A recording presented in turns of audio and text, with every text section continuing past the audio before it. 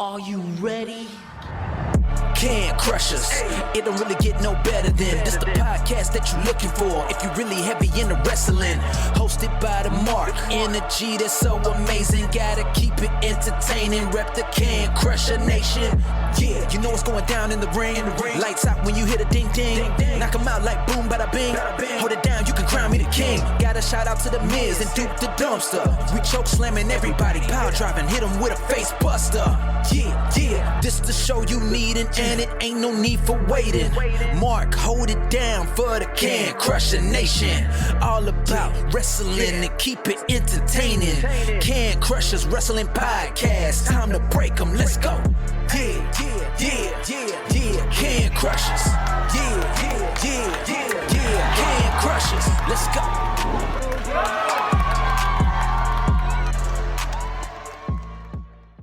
And welcome back to Can Crushers Wrestling Podcast. We didn't come back from a break. We came back from a week off. 2 weeks ago. No, we didn't. I know. Yeah, 2 weeks ago.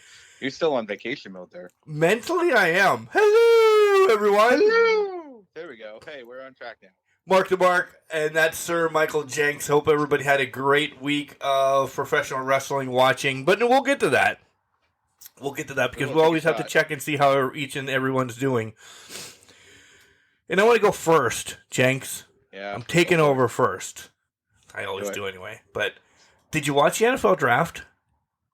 I did watch the first round fully, and second and third had it on background.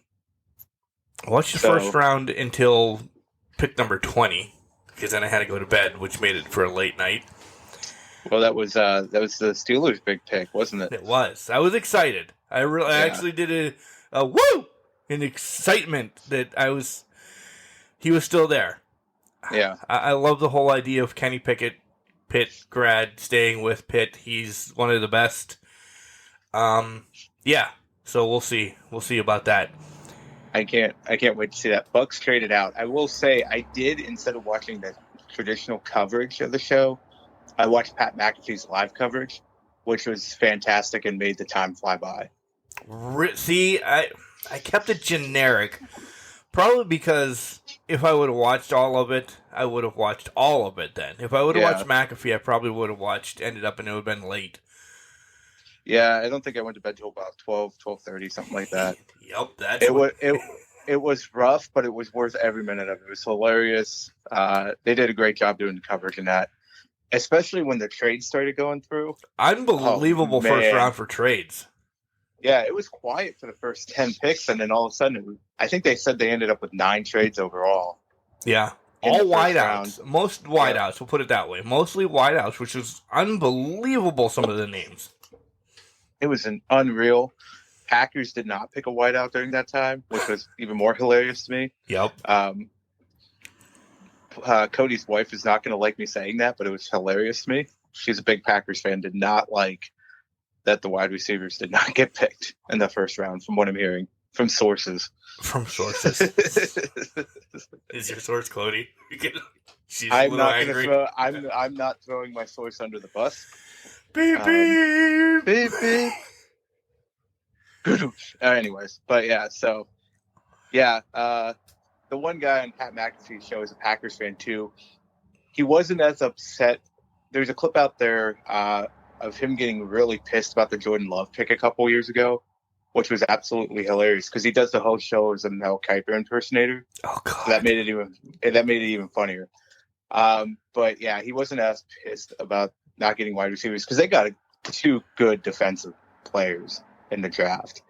But yeah, so that was hilarious to me. Bucks didn't draft, so I was just there for a fun night of just watching the insanity that ensued. That was night 1? That was night 1. Did he not do night 2?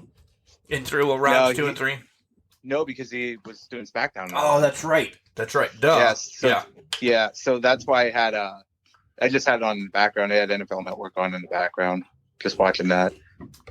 Yeah.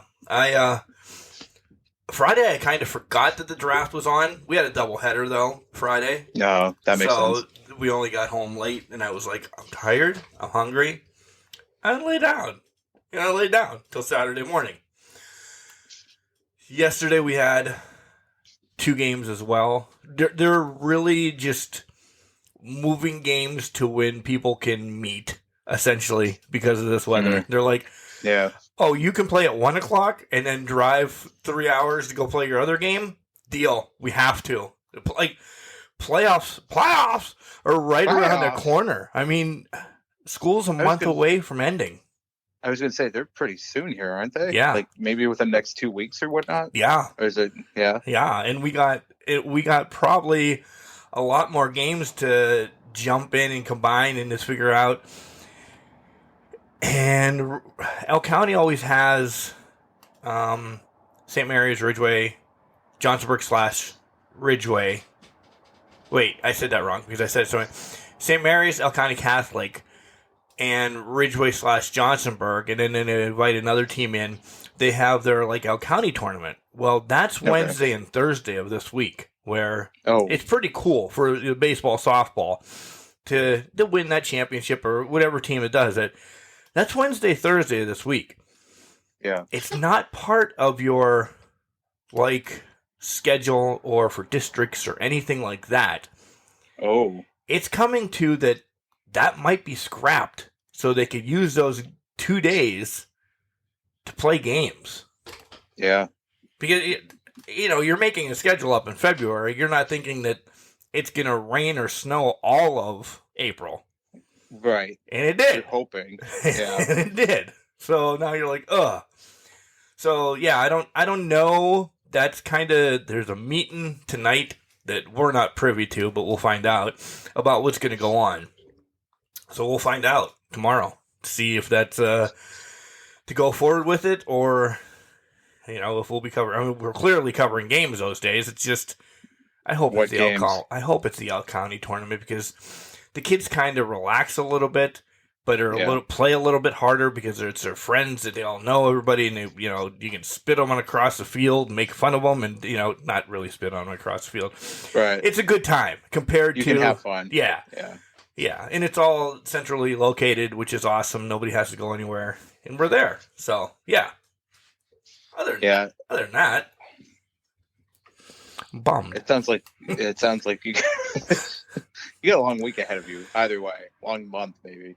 I hope it. Can I say this? And I hope it's not a long month. I mean, I will ride. I will ride the playoff train. I will ride all of that.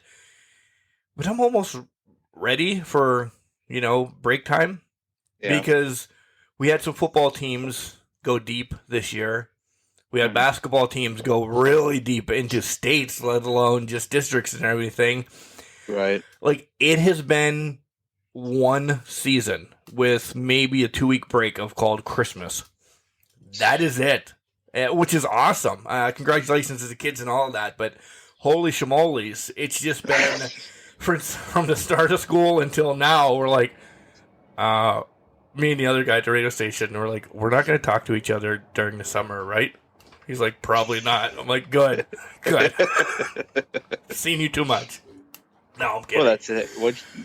But that's it too, though. You call in so many games in that you just kind of get worn down and maybe a little burnout going on, and you just need that. You just need to have that relaxation time, right? Step away from it. Yeah. I mean, there's seasons for a reason. Every kid doesn't want to have to play football, baseball, basketball, but all together.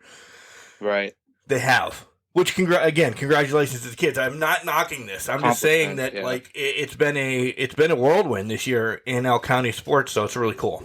It really has been. Yeah, it's a special time. When you look back on it, it might be when I'm not old and grouchy. Yeah, when you are old and grouchy, you can look back on it and say that was a fun summer or fun school year calling those games. Yeah, but yeah. Throw it in wrestling. Throw it in watching.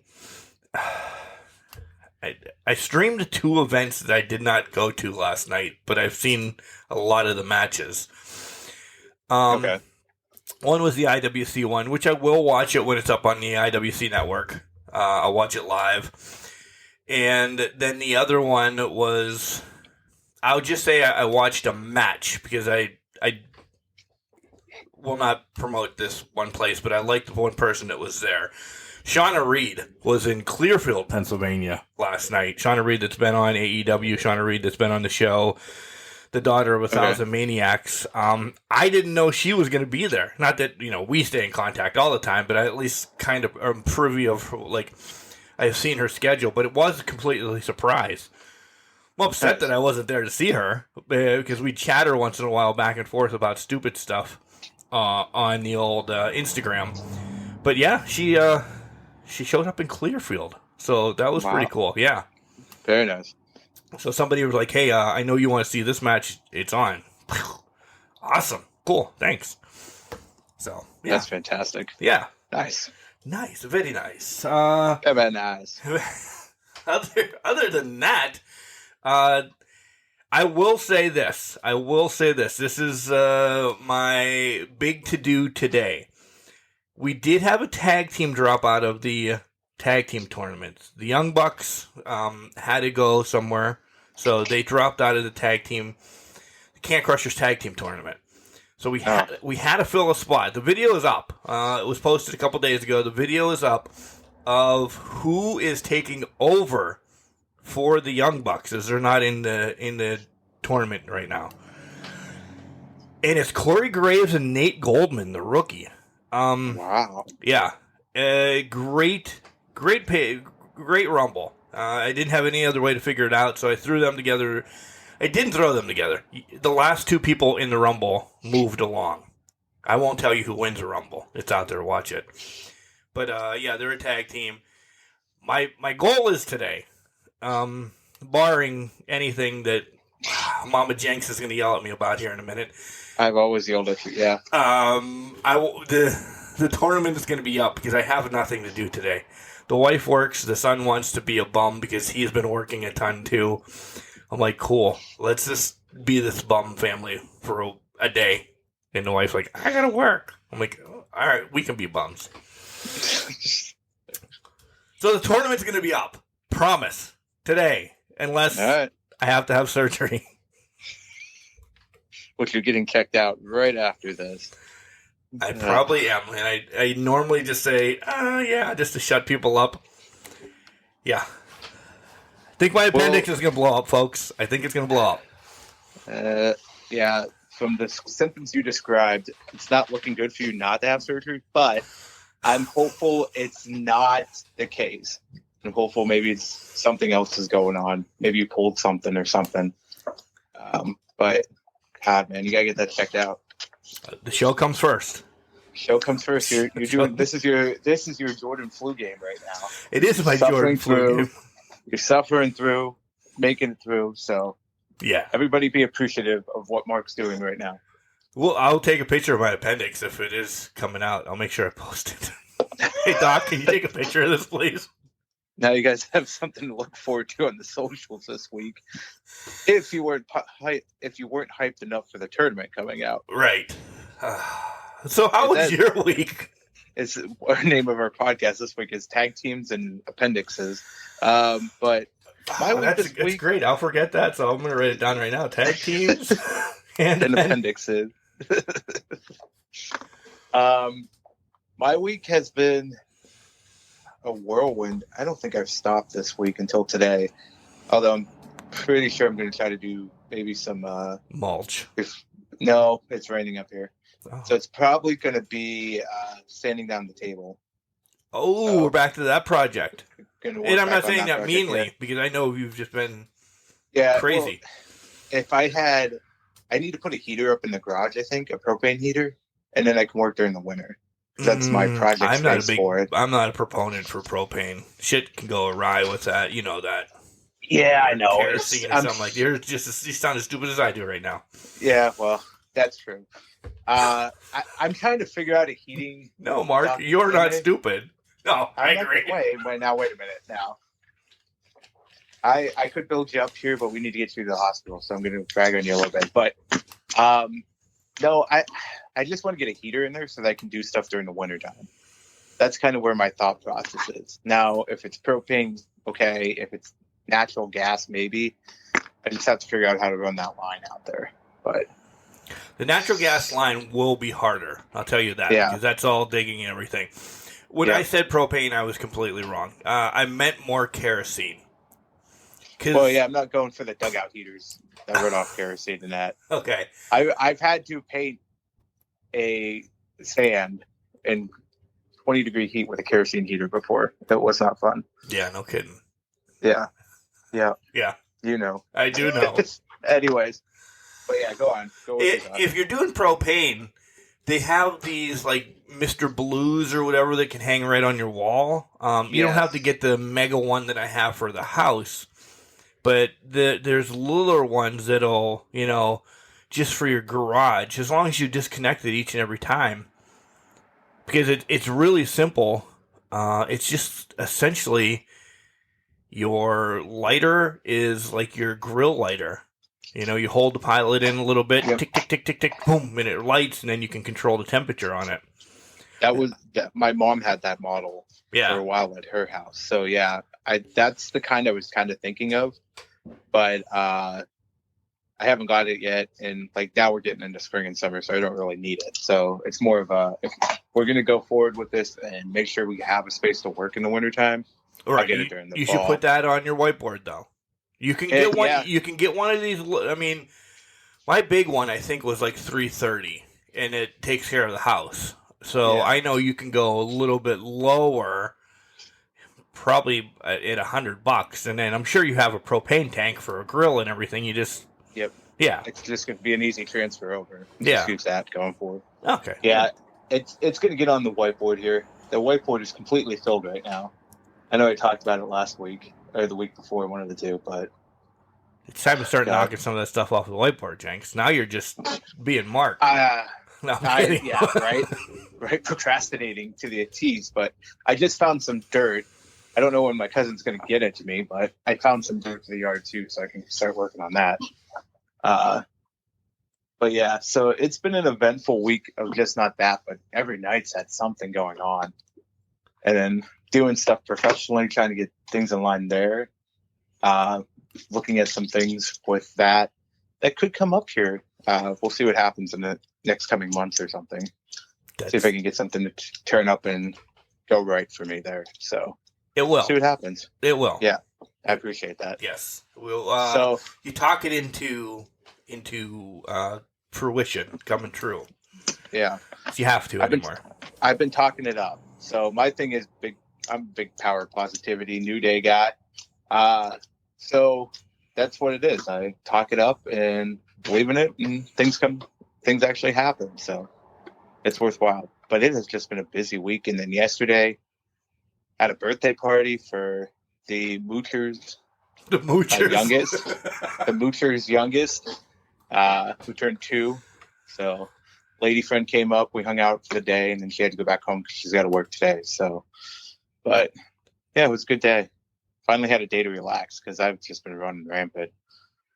Yeah. Even being at a party, it's nice just to hang out there. I mean, you're doing the party thing, but it's relaxation. Oh, that's exactly it. Yeah. Also, it was hilarious, and this is no knock because I know Cody's going to listen to this, but watching the parents run after their kids was just fun times for me. I don't know if it's ever going to happen for me, but good Lord Almighty. Oh, well. They were chasing them down. It will, and then we'll all laugh at you. Because we've been there. I know, but it was great. There's a couple spills. And you laughed. I didn't laugh fully at the kids. I was laughing at the parents. Wait, did the kids spill, or did the parents fall and die? The kids just fell over, but my cousin and his wife have reached a point where it's like, you're fine. Brush it off. You're good. They finally hit that point in parenting. Oh, rub some dirt on it. Yeah. Rub some dirt, you're fine. Because I remember with my niece when she was younger, I kind of did that a little bit. Was like, you're fine. Don't worry about it. Don't cry. Pick yourself up. You'll be okay. So, for the most part, the kiddos were pretty good sports about it. But Nice. Yep. So, busy weeks for both of us. We're looking to have it calm down a little bit this week. It's not going to, but we'll see. We'll see what happens. I did want to mention, Mark, I did get my Project 70 Topps baseball cards for Mike Trout and Ken Griffey Jr. So these are pretty nice. Those are awesome. I looked those up when you guys were talking about them on the 40-year dash, and my God. Yeah. Again, I'm jealous that you guys both, all of you guys have some sort of those or something, and I'm jealous. But I can't pull the trigger because I want them all. Yeah. And I can't just have two. I just can't have one. So I've learned that there's sometimes you back away from collecting stuff because when you get one, you have to have them all. And that's me and Funkos. Like, I really love the Funko Pop, just the wrestling ones. Too. Yeah. But if I get an Iron Sheik that you can find anywhere in the world, that's going to lead me to get AJ Lee and CM Punk that are ungodly overpriced. But I'll sell an appendix to get it. Yeah, see how they did that? Yeah. You better make sure you save that appendix today. Yeah. Well, yeah, I'll tell you what, I did get my most recent Funko Pop this week. And I don't know if you saw it on the Facebook, but it was one that's, if you've ever seen the meme with the dog sitting in the middle of the room that's on fire, I did. And he just says, "This is fine." I got that Funko Pop this week. Yeah. Reasonably priced, and I'm like, that'll do. That will do. But I'm staring at my New Day Funkos now as we're talking. Bootios in hand. Just getting that energy going. Getting that energy going. All right, let's get that wrestling energy going as we move along and talk about releases that happened this week. Because essentially wrestling happened, but it was, and we'll get to it, but we come across these releases, Jenks, and it's WrestleMania season. It's the tail end of WrestleMania season, WrestleMania Backlash, which we'll do predictions on next week. All of that. Wait, when is it? Is it Sunday, right? I think it's Sunday. Yeah. Let me look. Yeah. Now you got me concerned. I thought it was. I know they were doing a lot on Saturday, but I thought Backlash actually ended up on Sunday. Because otherwise we'll have to make predictions today, and that'll throw up. I'm definitely not prepared. Yeah, I'm not prepared for that either. I think I saw the 8th. Yeah, I did too. 8th. Yeah. Okay. All right, so we're good. Well, next week. So we'll get around to these releases that we know that happen after WrestleMania. And they didn't happen right after WrestleMania, so I'm like, what's going on? I maybe was expecting Elias Ezekiel, but maybe that's not going to happen now. You know, there's a couple that I just think, yeah, we can do without them. Not a big to-do. But these are NXT ones. This is Vince McMahon's pride and joy now. Stealing shit, taking babies, and making these new people into wrestlers. And 3 of them really, I'm like, wow, really? My 3 are Dakota Kai right off the bat. And and we'll talk about these a little bit more. Dakota Kai right off the bat, I'm like, wow, she was a big presence in the NXT. Have it be black and gold, but she was a big presence there. Mm-hmm. Loomis as well. Like, his on-screen wife is still there.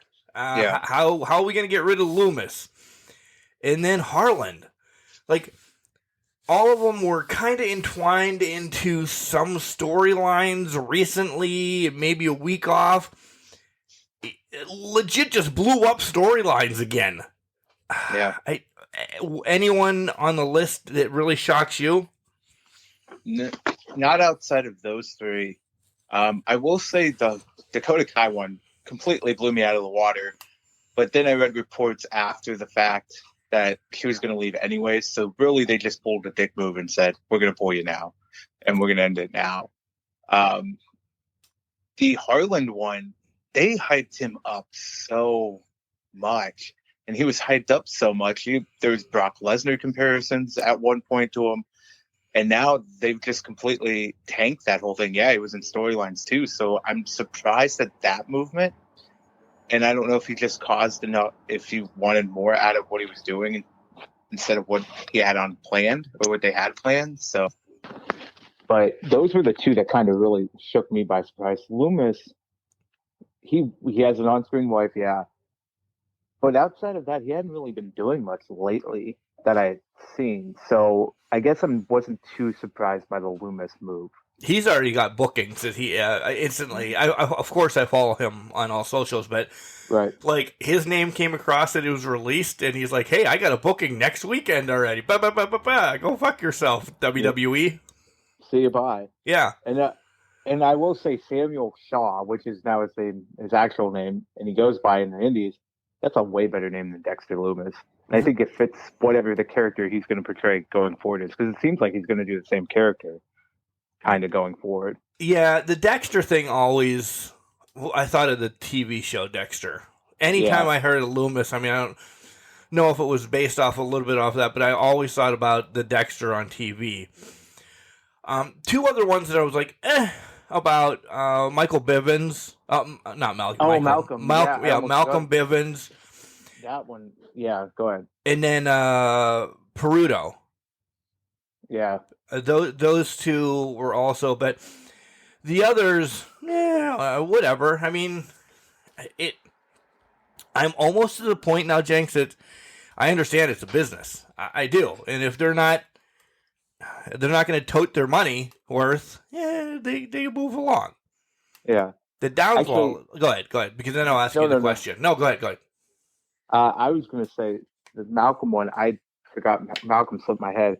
That seemed like a bigger one. That seemed like a big one to me. Yeah, he was ahead of Diamond Mine at one point and going forward, but that one, he seemed to be a well-liked character backstage, and it seemed like they could have done something with him because he had a good personality, at least presence that I've seen on social media and that. So I was kind of taken back by that one a little bit. Just like, where are you going with this and that? I'm going to predict he ends up in AEW, though, as a manager of some kind. There's a lot of strong ties there. All right, that was my question. Out of the ones that we're shocked about, where do we see them going? With Dakota saying, hey, I wasn't going to re-sign anyway, my thoughts are she's going right to Impact. I think she fits the mold of Impact. I could see her and Tasha's having a pretty cool little melee. Maybe her and Emma, which is Tennille. I think she fits that Impact mold to the T. I've always waved her flag. I loved when she turned on Nox and just beat the shit out of her at that War Games match. Essentially, that was when she got on my radar. I loved her. Her and Raquel were cool, but her by herself is just as great. Agreed. That's probably the most definitive women's War Game moment was when she turned on. I don't know. I can't think of her name now. Tegan, yeah. Was when she turned on her, because nobody saw it coming. No. It was unexpected, and that was the first time they've had a turn pull off expertly in a long time. I think you're right about that. I don't think she goes to AEW. I think she's a good fit for Impact in that mind. I don't see Dexter. He was an Impact before Samuel, so I think he might end up going back there, unless he just decides to do a couple indies things and that. Because I didn't realize he was already 38. Yeah, I think he's going to pull the same thing. I think he's going to pull indie shows. I'm hoping now, because the release will be well after. It could be 6 months release. I'm hoping he shows up at WrestleCade this year that I'm going to. Yeah, Dakota too. Don't get me wrong. But I really would like him doing some indie stuff for a while, being as old as he is in the business. I think it fits him. He can pick and choose what he wants to do. Yep, exactly. I mean, they all can, essentially.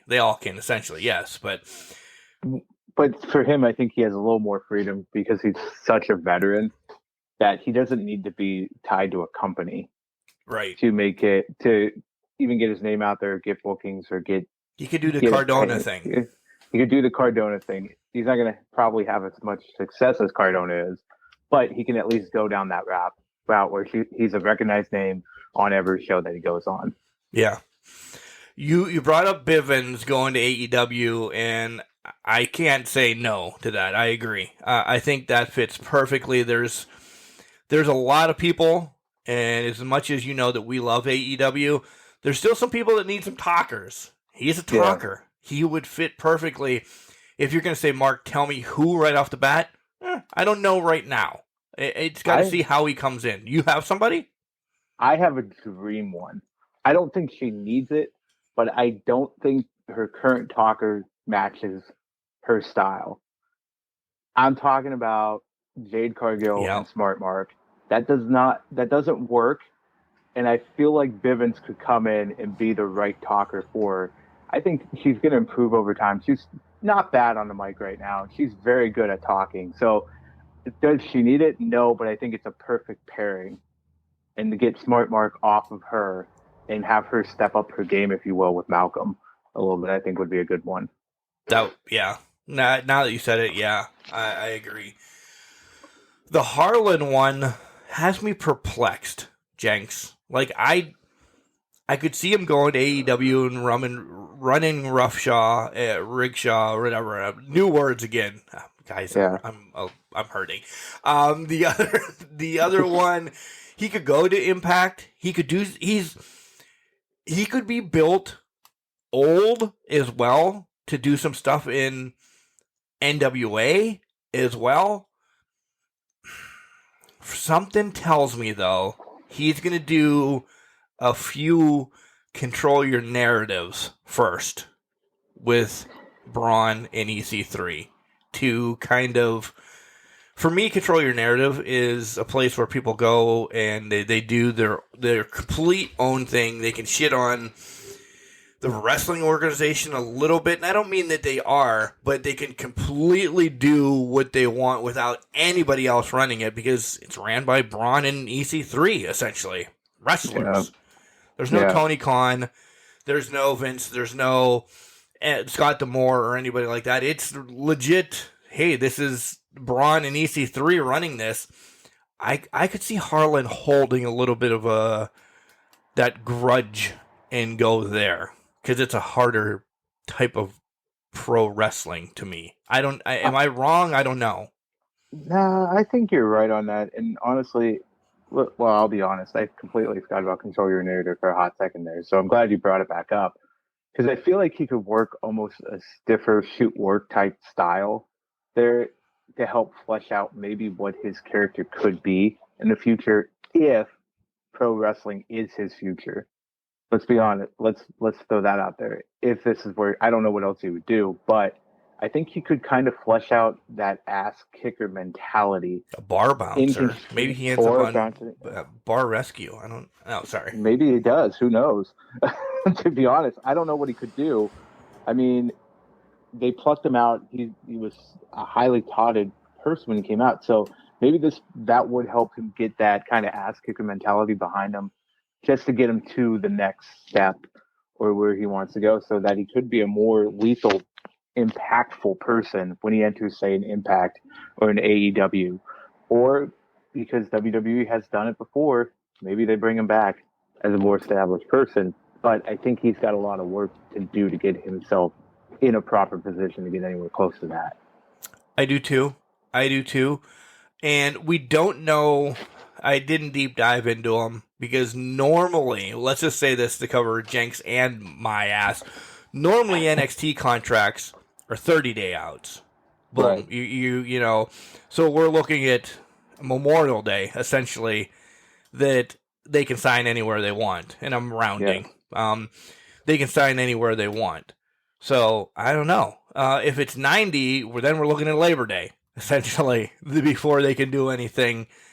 But yeah, those four, I think you're gonna see in and around indie wrestling quickly, and then just build their stuff back up. Man, there's one thing that I'm really bummed that Dakota didn't get either released or I don't know when her contract was up. The UWW Ultimate Women's Wrestling that's going to take place in Las Vegas on the 21st of this month. Man, that would have been great to see her transition there with, Gemma Jules, Genocide, all these younger wrestlers. Dakota's still young, but she's been in the business so long that's that locker room mentality of leading the way between her and Ivelisse. I think they really could have did something. So watch, maybe Dakota can end up there. Or WoW, because WoW the tapings have legitimately already started. I do know that. Yeah. So, who knows? She could still pop up there at any point.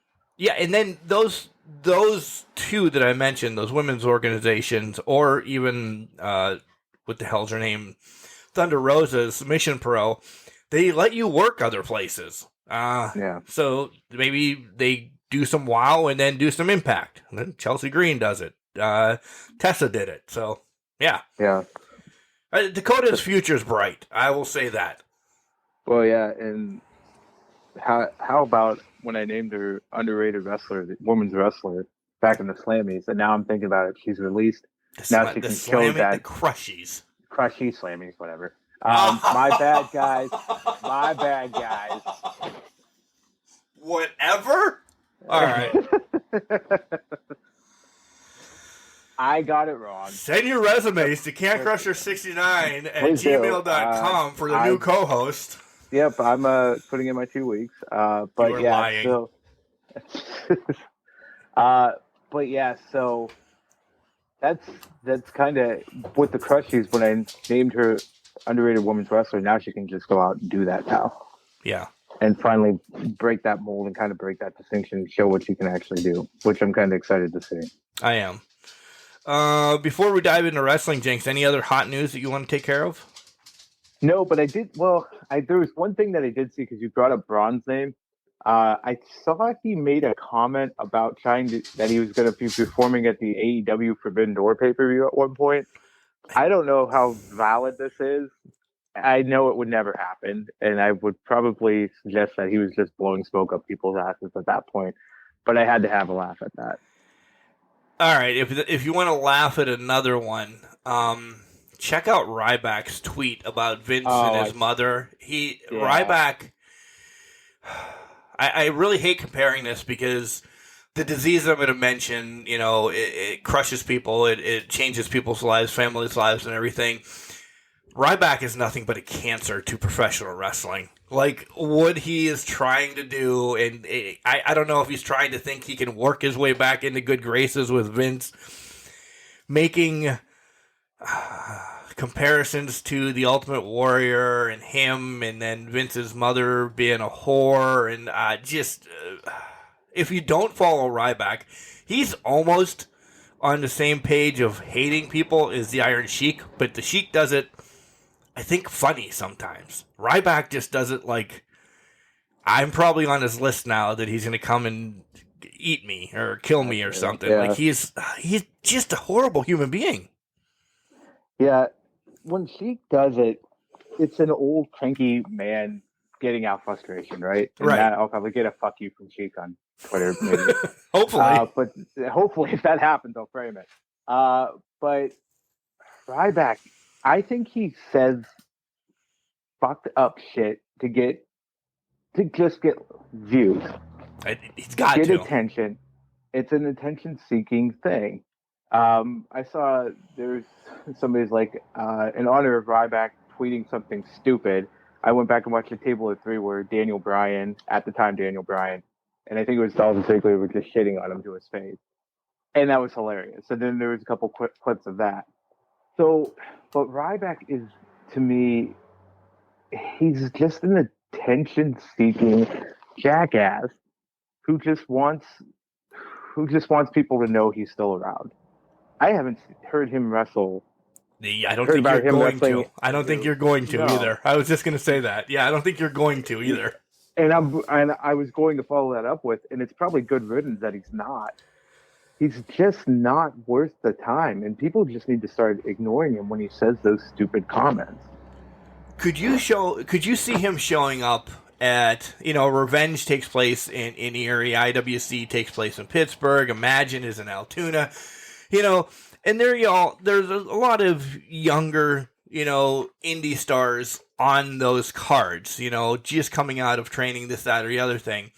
And Ryback shows up in the locker room, and he doesn't want to fight this guy. And we've heard these stories that he's going to strong arm the promoter or whatever to get the match that he wants. And what is that teaching the younger guys then? Oh, if this douchebag can do it, I'm going to start doing it too. And then you're going to have a whole cesspool, which I don't think it's ever going to happen, because I think the wrestlers especially in and around here. I will speak highly of them, wave their flag as much as I can, along with everybody that I had on the show. From, I don't know, Guam to Oklahoma or whatever. I think they just know now that this isn't the way you do it. This isn't what you do. You don't just spew venom to try to get your way. Yeah. Well, no, I agree with that 100%. And I think it speaks to those coming out of training, and it speaks to their coaches because they've taught them that's not how you operate in this business. You pay your dues, you do what you need to do in the ring to show that you are a valuable asset to have come back. You can't sit there in stronghold. I think this is a case for Ryback is this is almost his ego has just taken over, and he thinks he's a bigger deal than he actually is. Yep. I mean, that's plain and simple what it is. He just thinks he's a bigger deal and he can do more because he has a namesake and because maybe he's had a couple WWE title matches. That has overtaken his mind. And he's just being a vile human being about it and using that to try to strong arm people in that. But I think you're right. Most kids or most wrestlers coming up in this business today, no, that's not how you do it. That's not how you approach things. Yeah, they know. They know. They followed Ryback enough. They're like, well, not. Yeah. Oh, he's on the card tonight. I have a blown tire. I can't make it. Exactly. And to that point, Mark, I think that's also taught them and those wrestling fans alike. Well, probably not wrestling fans alike. I'm going to take that one back. But at least it's taught the wrestlers the power of social media and how negative, if you're making dumb, douchey comments, the negative effect it has on your career. Yeah. All right, so that's the way that we're going to start wrestling, and I'm going to transition because Ryback's the first person what I think of when I think of this, besides myself and or Mr. Michael Jenks. May is Mental Health Awareness Month. It's okay to talk about it, guys. It really is. We try, or we don't try, it just comes up in our conversation. We talk about what's going on in our lives, and it really is a good thing to do. It's okay for guys to talk about it. I'm reaching out to all of you. It's okay to talk about it. If you're having a bad day and you don't think you can go on, you can call. You can, email us, cancrusher69@gmail.com. I'll get back to you. We'll email it out. And if need be, I'll give you my personal number. Let's talk this over, man. Mental health is a big thing that is still not talked about enough. So we need to talk about it. It's okay to cry. It's okay to have the emotions. You're human. I know guys are always supposed to be the tough ones for the family and everything, and I can't say I am. The tough one in my family is my wife. She carries me through a lot of stuff. I'll wave her flag all the time. She's my rock. Without her, there's probably not been a Can Crushers for a while. So friends, family, all of that, reach out to them. Make sure you talk your issues out. Get professional help if you want. Seek out whatever you need. Head to a priest. Head to a friend. If you want to go talk to a cop, talk to a cop. People listen. People want to listen. They don't want to see you alongside the road somewhere or worse. So, yeah, that's my little PSA. And I'll make sure I mention it all month because Mental Health Awareness Month is May. Get checked out, talk, do your due diligence, guys. Yeah, completely agree. And you may not realize it, but if you surrounded yourself with the right people, those people will help you. And that will improve your mental health going forward. So please reach out. The people that are in your lives now do love you and do respect you, and will help you get through those things. You're not an inconvenience at all. So please please remember that. And please remember that. Seek that help if you need it, and you just need to talk. Find that help. Yeah. Collar and Elbow, they're kicking out of winter sale. Hats, hoodies, tees, all the cool stuff that Al Snow and a bunch of hooligans he has working for him. Not Julian J., the hooligan that was on Wednesday's Spotlight show, but other hooligans down in Kentucky, Alabama, and so on and so forth for the Collar and Elbow group. buy their stuff. Use our promo code Can Crushers, all one word, capital C and Can, capital C and Crushers. You'll save 10% off of your order.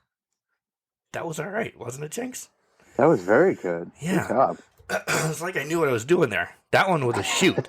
That's what they call a shoot in Can Crushers. All right, when we come back, Bang, bang. God, you got me. When we come back, I'll have my voice back, and we'll talk, I don't know, WWE, AEW right around the corner. Wrestling. A love and a passion we all share. I've started a wrestling brand. The wrestling brand. A brand founded on the aspects of wrestling. Two entities working together to create a product that connect emotionally for people everywhere. Collar and Elbow is the brand. Passion and love for wrestling is the drive. I am Al Snow, and this is Collar and Elbow, the wrestling brand.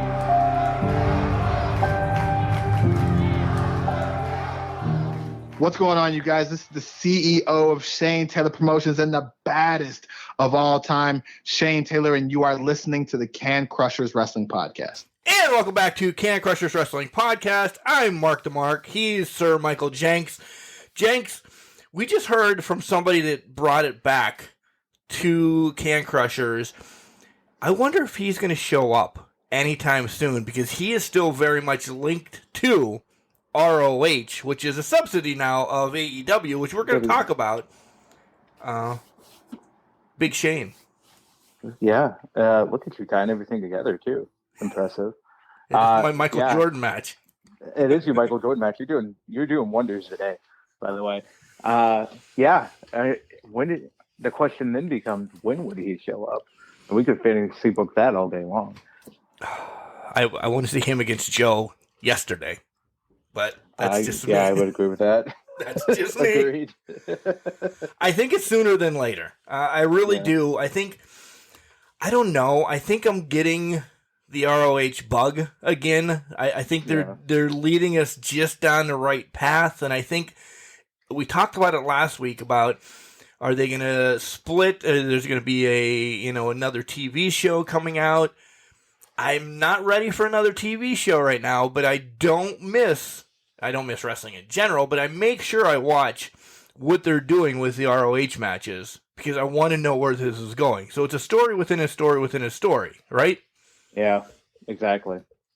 Yeah, and it's been fascinating to watch how they've been integrating it within AEW over the past couple of weeks, because I think you and I were in the same boat. We weren't sure how they were going to do it and if it would make sense how they would bring it together. But they've done actually a very good job of integrating the two at this point in time. Don't know what's going to come of it, but it's been a good integration so far. And I like that they're still using the guest announcer. They're still using the Ring of Honor announcer and the ring announcer too for the title fights. Yeah. Ian Riccaboni shows up this week, which he does. I'm a huge fan of Ian Riccaboni. Huge fan. So Ian, if you're out there listening, hey, if you ever want to take a break and show me some stuff or tag me in, I'm there. Just call me. I'll be right there with you, buddy. Yeah, and if we could work me into creative, that'd be fantastic. But we won't go there right now. We're getting there, though. We're getting there. Take a shot. Yeah. Take a shot. Take a couple shots. Jenks, what a way to start Dynamite. I know we say this kind of week in and week out, but when they know how to pull and keep you. Yep. And by having FTR fucking fight each other, sorry, it's been about 45 minutes into it, so I had to come. Have FTR fight each other to start the show in a classic, yes, I said it, classic match. This was phenomenal. The downfall is went downhill a little bit from here. Yeah, after the match, it wasn't great. Well, I'll give Wardlow credit when we get to that time. Yeah, because Wardlow had a fantastic showing. But oh my God, I was in heaven during this match. Mark, did you realize that they didn't even throw a punch? No, I didn't. Not now. No, really? No, yeah. I watched the match. Saw on Twitter the next day that I think it was Dax that actually addressed it too. They didn't throw a punch at all. I'm like, that's not accurate. I went back and watched it. Sure enough, no punches were thrown. They slapped each other and they gave each other chops, but they never punched each other once in that match. Damn it. I didn't delete it yet. I usually always wait to delete it off of the DVR. So I'll have to, that might be what I do before the tournament, after the hospital. Whatever.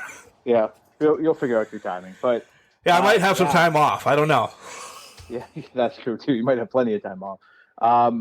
But to that point, that match was so good. So many throwbacks too to Brett and Owen at WrestleMania 10. The counters, some of the counters, they fit. They weren't forced. Like they weren't like, oh, you're gonna try to go for a roll up off of that. I saw it, but no, this was just fluent. It flowed. It flowed. The downfall, Jenks. It's on my list right now for match of the year. I'm going to spoil that because it's a technical great match. Yeah. It may stay top 5 because of that. But, and I'm not disregarding the Owen Hart Foundation tournament whatsoever, but what this match did in wrestling terms, there might be some people who forgot about it already, and that bothers me. Yeah. Technically, it's probably going to be one of the best matches you see this year. Oh, yeah. It's just there's nothing coming out of this besides, okay, he moves into the tournament. Right. Although I will take that because I like how it was big enough where it was FTR. It was their first and only one-on-one affair. And I hope they keep that forever now. None of this baloney in 20 years to have a rematch or something. Once in a lifetime part 2. But I think, but no, I think they did it perfectly. To the downfall, I guess there's nothing that comes out of it, but I think it just tells a story. These were two guys that have shown their utmost love and respect for the Hart family. That I think this was just a perfect tie-in to get them in the tournament.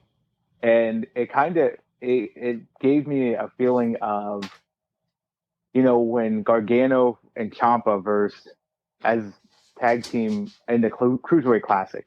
That was a fantastic match. It was the beginning of their career before everything that transpired after that, obviously. But it kind of gave me that feeling of two partners that have the utmost respect for each other, doing what they can to outlast each other and win. I was a big fan of it ending on the roll-up the way it did. Oh, I was too. I thought that was great. I did want to call out, I loved how they kind of faked or teased the head stomp that Owen did to Brett and where he admonished him afterwards. If you remember that at WrestleMania 10 when Brett threw his finger up and was angry at Owen. Yes. Yeah. So I loved how they faked that one a little bit there too. But I think they just did a phenomenal job of paying homage to two great technicians and Owen Hart. And I think that's what the Owen Hart tournament needed, was some sort of match like that. Yeah, it wasn't in the official tournament, but it was a qualifier for the tournament. But they needed that paid tribute thing. Yeah, and I think that made it even more special. This is going to be linked to the tournament forever. Yes, I know that's generically, no shit, Mark, it was a qualifier. Right. But you're going to think of this match, if you're in the right mind, you're going to think of this match maybe over what you're going to get from, I don't know, say Paige and O'Reilly in round number 2 or something like that, because that's not going to be classical. They're going to put their differences aside and fight. This is what Brett and Owen mean to wrestling, to me at least. They're the two top technical people that I know. Yeah. Here's my big thing. I would love to see Dax get to the second round. I don't think it's going to happen. I don't know who they're going to put him up again. But I would love to see him get to the second round, on a surprise. We talked about a Cinderella run, I think, with Willow Nightingale for the women's one. I would just love to see Dax get to the second round, just, by however means necessary, at least, to kind of pay tribute. I don't think he's going to get too far into the tournament, but that was kind of something I I would want to see or like to see, but I don't know if it's going to happen at all. Yeah, I'd agree with you on that as well, on both. I don't think he's going to, and it would be better if he would. Yeah. Spinning off of the Hearts, essentially, it came out this week that AEW has not reached out to Brett yet to show up at the finals. That's shocking. Well, if it's because it is shocking, but I did see that Brett has a merchandising deal with WWE. So if that conflicts with his contract, I don't think they can they? Didn't he have a Legends contract when he showed up to show the first title off on AEW? You know, that's a good question. I don't know. Maybe he did. I don't know Brett's contract through and through. Yeah. That's Brett's contract. It's not Mark's contract to look through. But yeah, Agreed. But I don't know. I would love to see him there, but I think from the Dark Side of the Ring episodes, he doesn't talk to Owen's family that often. Right. So if this is an Owen Hart Foundation, like it is, it's the Owen Hart Foundation tournament, I guess they probably would not want him there. Or that's not somebody they want there.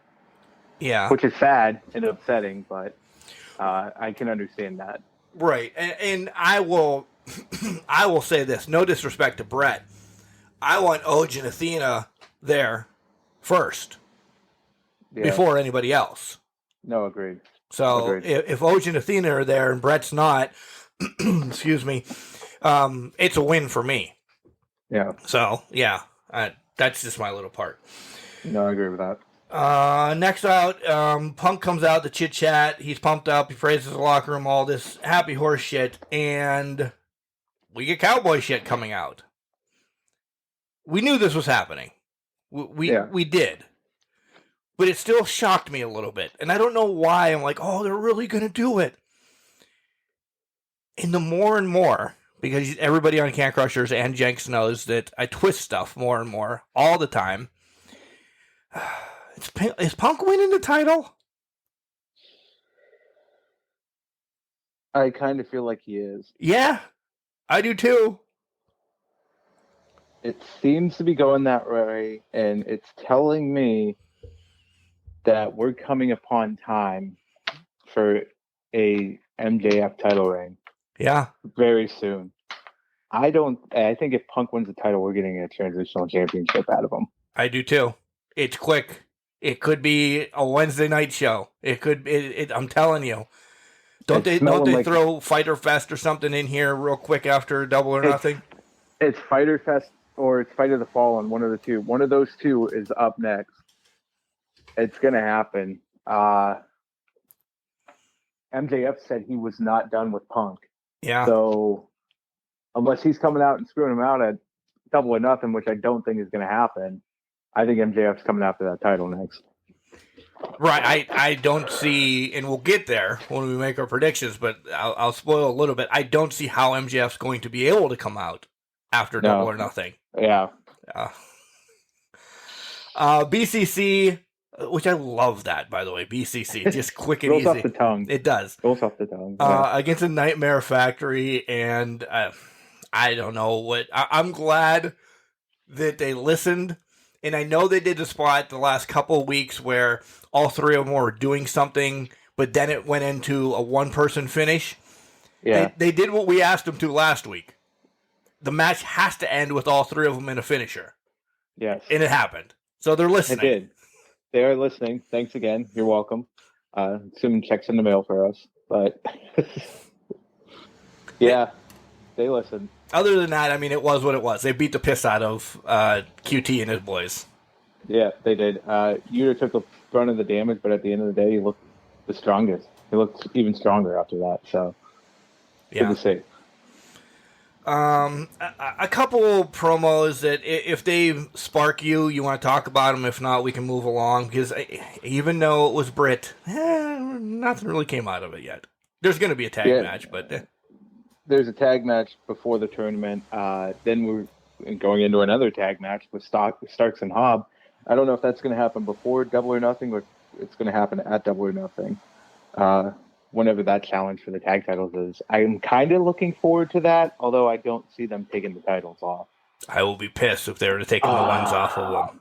I will, but that Wait. could be a super transition then to somebody that I want to have the damn titles. Okay, I just had another thought. Check me on this. If Starks and Hobbs win the tag titles, what Taz could theoretically just say, well, Starks, you don't need the TNT title or the FTW title anymore. I'm going to give it to Hook. And is that how they get it on the Hook? It makes sense. It makes sense because there's no leading Hook to Starks yet. Hook's got way too much business going on with himself right now, which is, as much as he's a tough guy, he is a great fucking comedy act with Danhausen right now. I completely agree. I want them to be next tag team champions after Santana and Ortiz. That would be wild, and I would love every minute of it. Like Hook just, even if it's Danhausen selling the whole time, and Hook just comes in and wins the match, that would be fantastic dynamic. Yeah. Stupidness. That's what wrestling's about. We love stupidness if it's done right. If it's stupidness that's stupid, it's horrid, it's not going to fly. But stupidness done right is very funny and entertaining. But Archer against Wardlow. MJF and Spears are up in the whatever. You know, we saw this last week. It was essentially, this is where I'm going to poo-poo it. And you're like, oh, I love what Wardlow did. I did love what Wardlow did. But this was the same segment.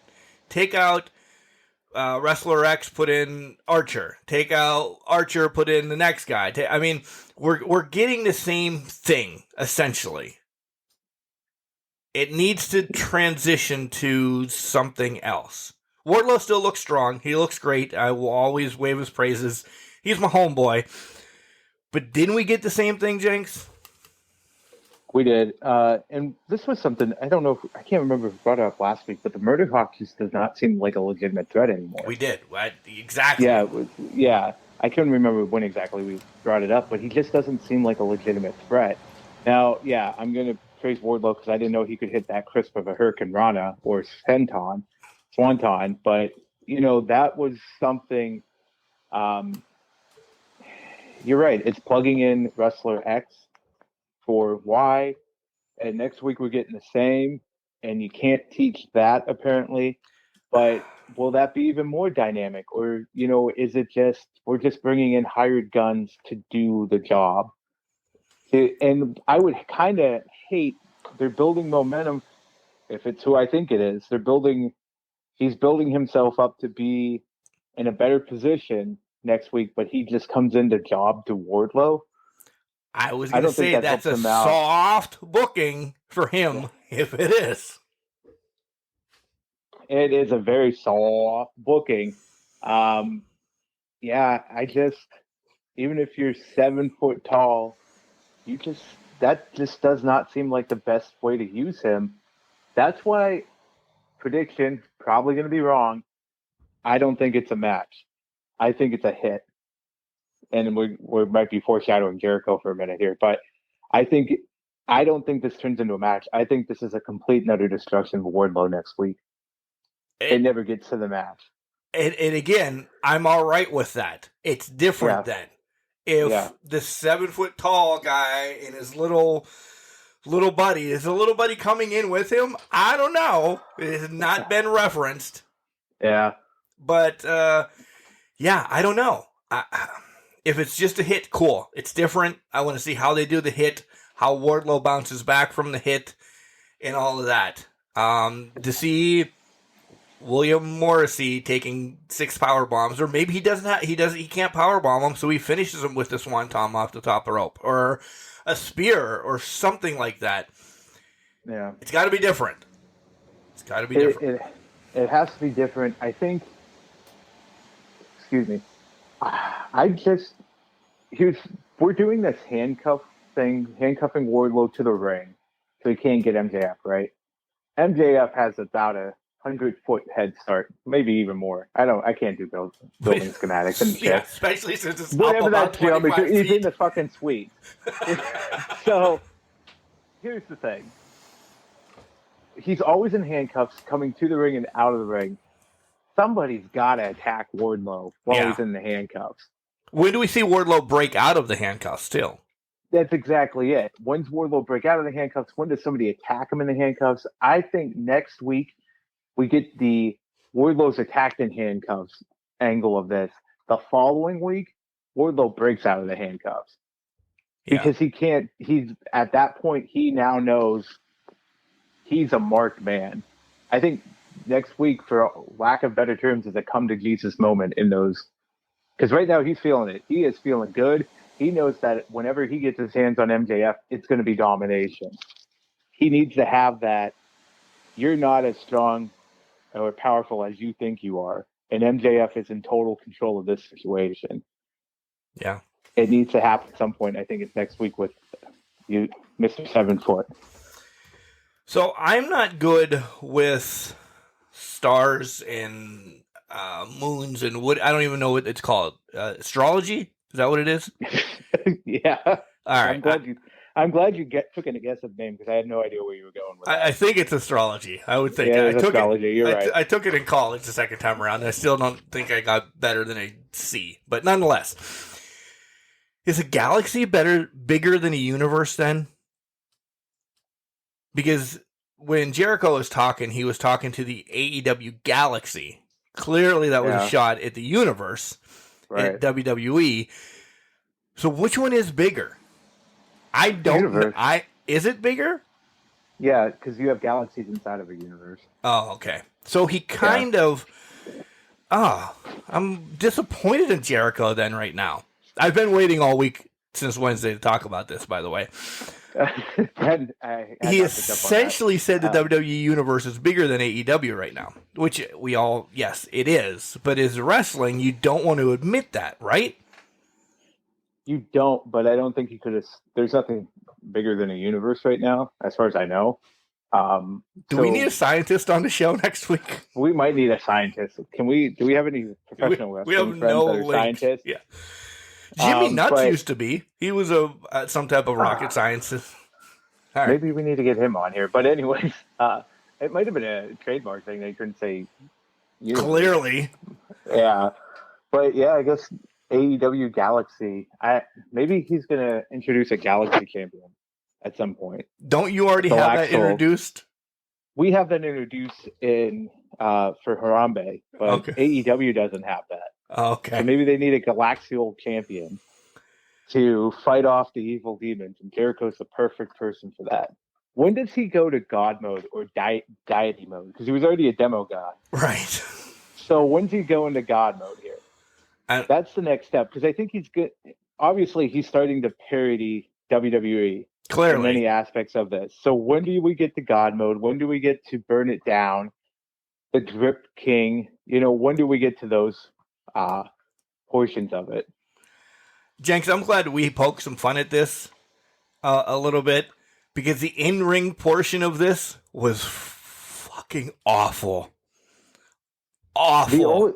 The only part of this that was good was Kingston getting in Jericho's face at the end. Yeah.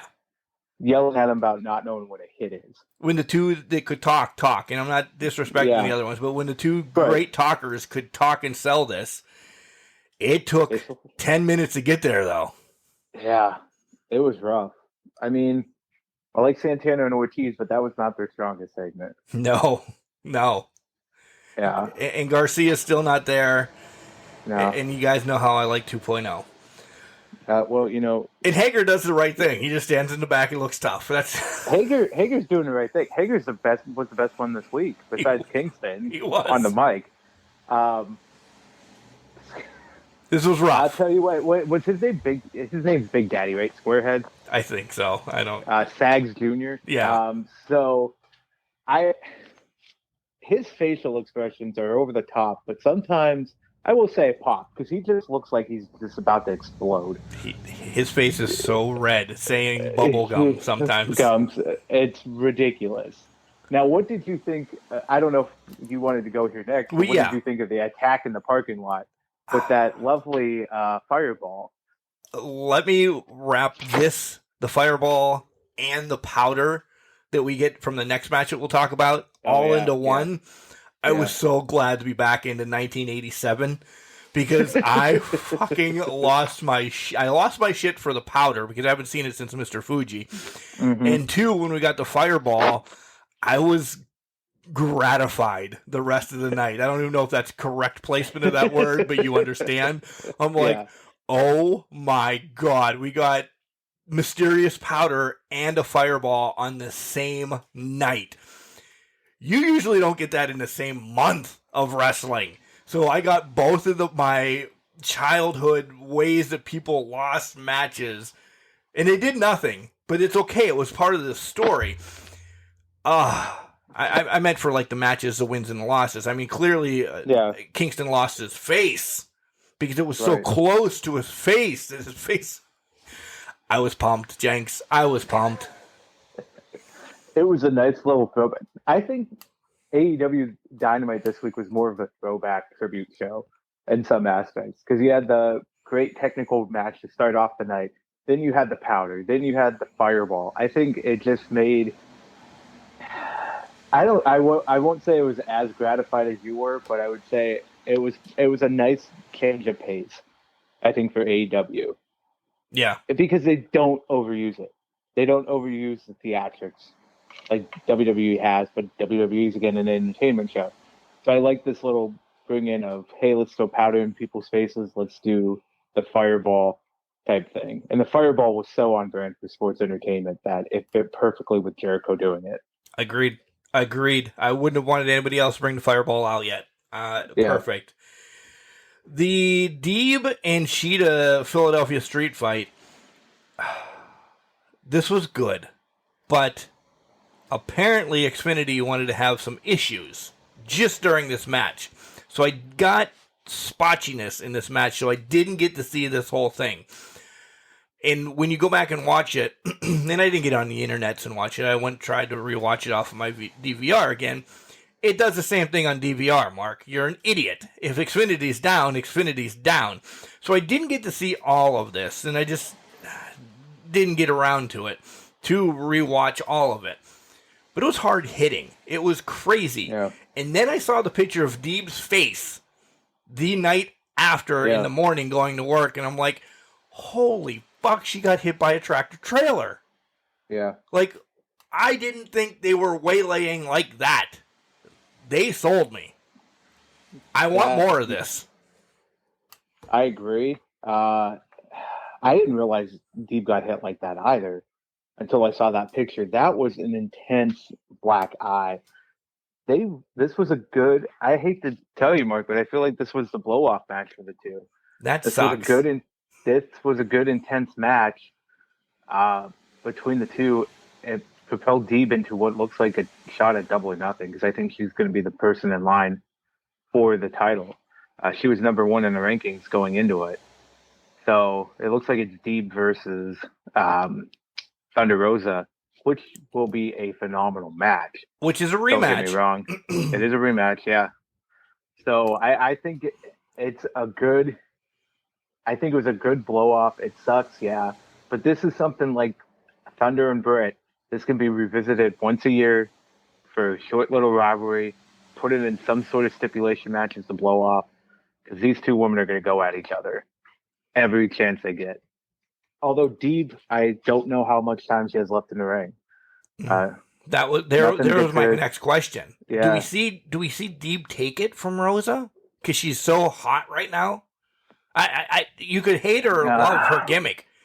It's over. Her being this bitch, the professional wrestler, and all of that. To me, it seems like it's the threat. The threat is there that she could take the title. I don't think they take it off the Thunder yet. I don't either. But I think it's just the threat. She's been built up as a legitimate threat for Thunder Rosa. So look for her to start targeting a body part over the next couple weeks, whether it be knee, arm, whatever, to help sell for the match. coming up at the end of the month, and then that whole storyline is going to be intertwined in it as well. Yeah. Jenks, did you know it was Phoenix hidden in the ring? I did. I did. I knew it wasn't. I can't pronounce his Jose name. Lothario? That wasn't. Yeah. I knew it wasn't him because he wasn't moving, and he usually shows his face. So it wasn't too much of a surprise when they revealed Phoenix. Did I pop though? Yep. Oh, absolutely. Are we getting a Death Triangle versus House of Black? Yup. Am I going to love every minute of it? Yep. I have no idea why Fuego is involved, but who the hell knows? He turns. He's going to be a member. He might be a member. I think maybe Fuego turns, but I also think I think time's coming up for this. We talked about the female member and who we think it is. I think we're going to get this at Double or Nothing. Yeah. I don't know. I hope so. I think we'll get some sort of shenanigans. I feel like this match is a Double or Nothing match. So I feel like there's going to be some sort of shenanigans coming up too when this all blows off. I hope so. I really do hope so. I thought maybe we'd get a cross between them being out there and then the next match, because the next match had 10 guys in it. Cole, Red Dragon, and the Young Bucks take on the Varsity Blondes, Brock Anderson, Dante, and Shoddy Lee. Julia just sat on the ropes, Mark, you idiot, on the stairs the whole time again. I thought that would have been great if, the House of Black was kind of laid out, and then, I don't want to say jobbers, but the enhancement talent walked by them, and maybe we didn't see it, and Julia just got a shot of the House of Black leaving, and that kind of put her in that whole mode again to sit. Yep. Yeah. Almost like a trance type thing. Yeah. That would have been a nice little touch to this, but to your point, I mean, this match was basically to build up Cole, Young Bucks, and Red Dragon. So, I would have liked to seen that development, but we didn't. So you can't really do anything about it. But Mark, I was not excited for this match. Not at all. Even going into it. No. There's nothing good came out of it. The 4V trigger into Adam Cole's running knee, the Wizard or whatever. All right, that was it. That's all you need to know about this match. At 1 or 2 points in this match, it was too much for me. I'm like, nope, too much flippy shit going on for this guy. Peace out. I'll come back and check it when it's closer to the end, because you knew it was going to be a longer match. They had to get all of it in. Yeah. I'm super excited to see Deonna Purrazzo against my cousin next week for the ROH Women's Championship. That's going to be really good. Yeah. That is going to be a solid match. I'm not surprised. I'm glad they're continuing this ROH integration every week. They're finding ways to integrate the title matches in there. So I am looking forward to that too. Rooting for your cousin, obviously. Well, Deonna is also done with Impact. Oh, yeah, that is true. So is Deonna going to be part of ROH?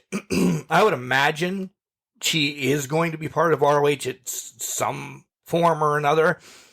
I think the writing's on the wall, because you've seen champions change hands across the board. I don't understand what's going on with my voice right now, but you've seen pretty much all championship change hands across the board to Tony Khan's champions. Well, Deonna doesn't have any inkling of being signed with AEW yet, where my cousin does, Mercedes. Yeah.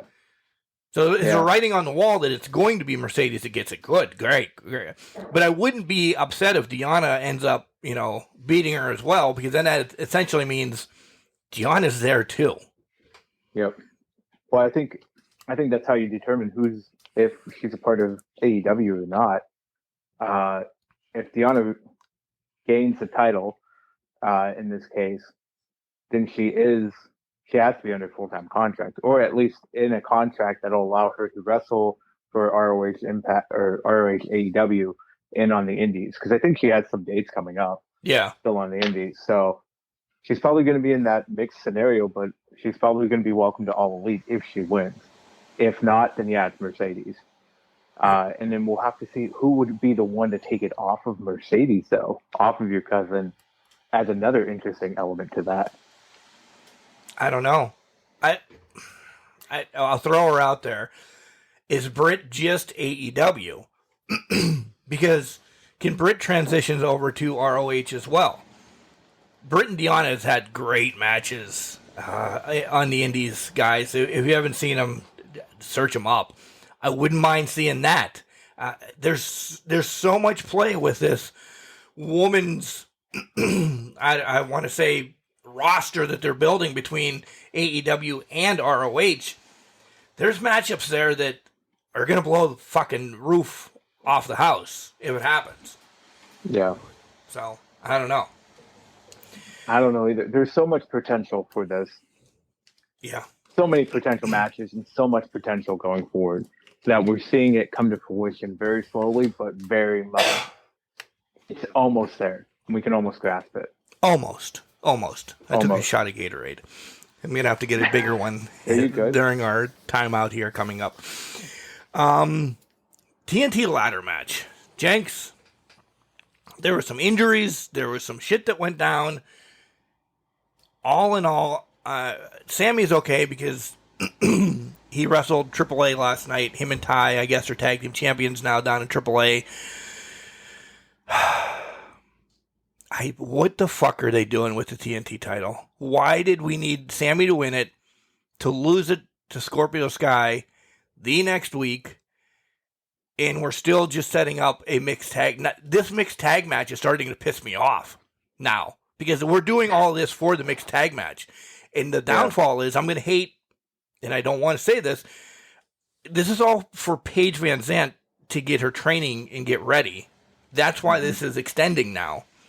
Yeah. Did we need 2 title changes? Couldn't we have just had Sammy against Sky and this could have happened? Sammy damn near lost his life in this ladder match. Yeah. Well, I don't think we needed the 2 title changes to begin with. I think there was a way to get there without a lot of these things going down. Sammy has got to take the stand of, I need to stop doing stupid shit in the ring, because this has been the second time against Scorpio Sky, and it's not against Scorpio Sky, it's Sammy, that he has done something that has nearly put him on the shelf for several months, if not killed him. So Sammy needs to take a step back and say, yeah, no, I can't do this anymore. The bravado, there's too much going into this, and as much as I want to see, as much as the mixed tag match is coming up, and I'm not going to say I want to see it, we know it's coming. We know, I think we kind of know what the end result is going to be of that match. Yeah, but I do. Why are we going to let them, why are we letting them kill each other? Let's do promos. Let's get promos going. You want to have Sky and Sammy fight over the title once, that's fine. But we got to do something. I don't know if somebody's got to check Sammy or at least talk to him and say, man, you don't have to do half the shit you're trying to do. Yeah.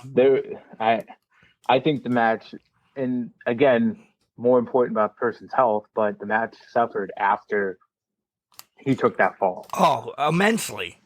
Yeah, immensely. I mean, they went to their 90-second break, and we watched Sammy lay there. Yeah. Not knowing what the hell was going on with them. 2 referees jumped in the ring. And in that 90 seconds, they kind of keep it busy, or at least on the outside, doing this, that, or the other. But we watched Sammy half-ass get his life back. Yeah. Well, and that was my other thing is, in that scenario, don't you call the audible and not do the picture-in-picture? Or is that a network thing that they have to do it? I don't know if that's negotiated in the network contract, but to me, that scenario, they're trying to check on the performer's safety in that. I think you just take yourself completely out of that element. Let me be the devil's advocate right there. Don't you think there's some wrestling fans that are complete douchebags in this world that want to, you promised this was not going to be uncut and it was going to be picture-in-picture and I want to see what's going on. dude, check yourself. Don't be the asshole.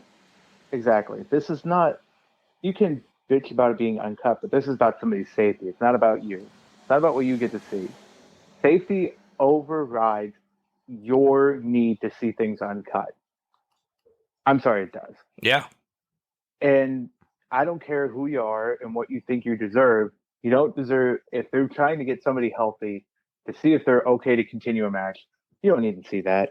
Let them work on the guy, come back, and you'll be fine. You'll live without that 90 seconds. Because they didn't do any spots during that 90 seconds. No. So you weren't getting wrestling, so I don't know why you're going to complain about it and be the douche you are, other than just being that asshole. Yeah. But it was too much, and it's too much for the story as well. So that's Dynamite. Dynamite. Dynamite. Here comes the voice back again, by the way. Hey, welcome back. Yeah, Rampage starts off. This is a match I wasn't excited about, but I was all right with.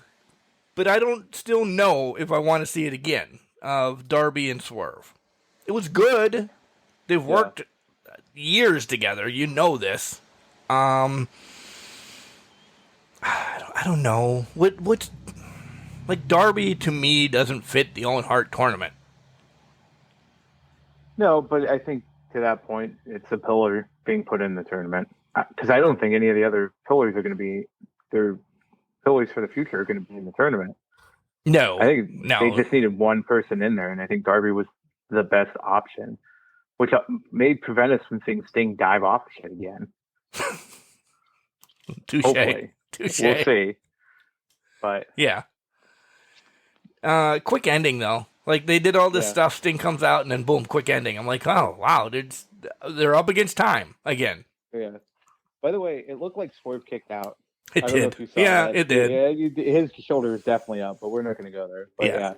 Now, maybe that's a storyline down the line. It could be. Could be. It could be. Santana and Ortiz attack Jericho. All right.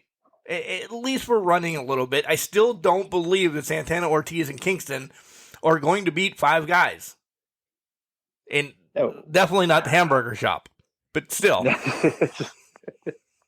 Definitely not. They're definitely getting 2 new guys. This feud just feels like a blood and guts match. So when does that happen? Are they saving it for the pay-per-view, or are they going to do it on a Wednesday night like they did before? It just has that build for that type of match to me. But when do we get the reveal of the other 2 guys to back them up? Is it when Kingston comes back? Because you got to assume Kingston's gone for a couple weeks now. He got his face blown up. Yeah. Exactly. You can't have him out there. They can't have him out there with like sunglasses over bandages. I was going to say, is he going to get the Randy Orton mask? Yeah, he's going to get the Randy Orton mask, or what the Undertaker had one like that too, didn't he? Yeah. The plastic mask in '95. Yeah. That's not, I don't think that's Kingston's style, so I just don't think we'll see him for a couple weeks, and maybe he does bring reinforcements when he comes back. So essentially, it's going to be 5-on-2 for the next few weeks. Right. And maybe Santana and Ortiz are the people to bring in, and it's not Kingston. Maybe. I was thinking from an aspect of, well, Kingston, he's recovering from being blinded, but he's making calls. Right. Well, I see your point. Yeah. Yeah. Yeah, I agree. The next 2 matches, complete squash matches. I hate to use it, but the baddies destroyed Sky, Willow, and Trish, and Keith Lee dismantled Colton Gunn. I have nothing to say about this for me. Yeah, nothing to say. We knew it was going to happen. We knew the baddies were going to get that big win. It was basically a squash match. And then after that, the Ass Boys weren't beating Keith Lee, so they lost. And I don't know what's going to happen with the Acclaimed here now, that they're trying to recruit the Ass Boys. So we'll have to see how that goes too. Yeah. Okay. Danhausen and Hook supposed to take place, and it never ends up. The fight. Well, they build it as a face-to-face confrontation, so I guess they at least delivered that. It was never a match. They said that it was not a match. This is a face-to-face. It's going to be a fight. Man, they teased this too long, and we still haven't gotten our Danhausen match yet. Yeah. And now we got Tony Nese in the middle of this. Oh. Well, I think it's to our point that we talked about earlier. Maybe they're looking at a hook. Oh, Yep, I'm joking, Dad. You gotta get that hospital. Yeah. So maybe it's like we talked about earlier, and they might just push Hook and Danhausen now as a team. Hookhausen coming for him. Hookhausen. Yeah. I do like that Danhausen thought he cursed him. I know it's been done before, but it was really because Hook came up behind him that Nese backed off. But right. Well, that's his shtick. Yeah, it's his shtick. But I think it speaks to its comedy that we were talking about earlier on it. So. And then the main event, Samoa Joe against Trent. A match that I didn't know I wanted. A match that I enjoyed. I'm not going to go crazy over it, but I enjoyed it. No, I agree. I got a little nervous when Joe put the muscle buster on Trent, or he failed to hit it. I thought he was going to hit it with Trent's neck surgery and that, and the whole muscle buster with Tyson Kidd, the one-off incident. I'm like, that doesn't look good. Maybe that's what they were going for in the match. And it was like, this is going to be devastating. So it got me with that, but it was a good match. I did like how they did retain the code of honor. Yes. In this match. So I thought that was a nice little touch to it. So yeah. How are you about is it Satnam Singh? Do we still like him? Or what do you think? I'm on the fence, but I'm on the don't like side of the fence. Like I'm on the top of the fence thinking, okay, maybe, but I'm dangling a foot to jump off on the other side that I'm like, this is going to be too much. Yeah. No, yeah, I could see that. I'm giving him benefit of the doubt. Not sure we needed the Orange Cassidy thing with him, but they let Orange Cassidy get his thing in, which I think that's the first time I've seen that done in a long time. And maybe I've just missed it. Yeah, I don't remember it any time recently. Yeah, so. But yeah, overall, it was a good match. I want to know when we get Joe and Lethal. It feels like a double or nothing match, but I don't know. I hope so. I would hope it is a double or nothing, and I think that could be your opening match because pure wrestling fans will go apeshit over that match.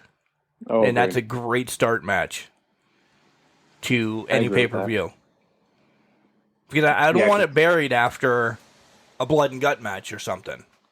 Because everybody's going to be so high after a blood and guts or something like that they're like, oh man, this is technical, it's brutal, but what we just saw.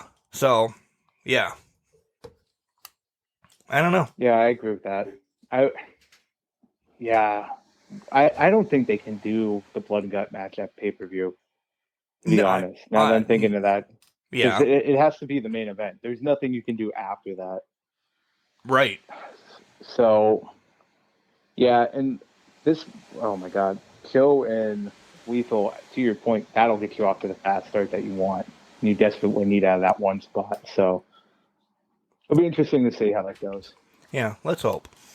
Yeah. All right, let's take a moment, time out. I'm going to go get another drink so my throat doesn't blow up again. And you're going to hear from a wrestler that's really excited that they were on Can Crushers. And then when Jenks and I come back, we'll talk about the E. Probably a little bit. Not a lot in depth. Not a lot happened. Sure. It's Miss Reality, Maddie Renkowski, and you are listening to the Can Crushers Wrestling Podcast. I mean, it's not as real as me, but you could listen to my episode. Welcome back to Can Crushers Podcast, baby. Your cockles are warm. They are warm and ready to go. Wow. WWE segment, Jenks. I didn't think anybody was that excited for a WWE segment recently. I was bringing excitement to the segment because it wasn't a great week. No, you're right. Wasn't a great week. And the beginning of Raw, way too long. As soon as we got Randy out there and everybody started coming out, I'm like, this is going to be a fucking 24-man match because they're going to get everybody into this damn thing. Yeah. Yeah, and I think the lone highlight for it was Kevin Owens just coming out and yelling at Ezekiel that he's a liar and telling people not to believe him. I get it. It was Randy Orton's 20-year career. Congratulations. Thank you for entertaining us for 20 years. But at the same time, I'm like, we're going to get an 8-man tag, and it's going to be brutal. And did you think at the beginning of the night, like I did, that it was going to be an RKO fest at the end? No. You didn't? Oh. I did not.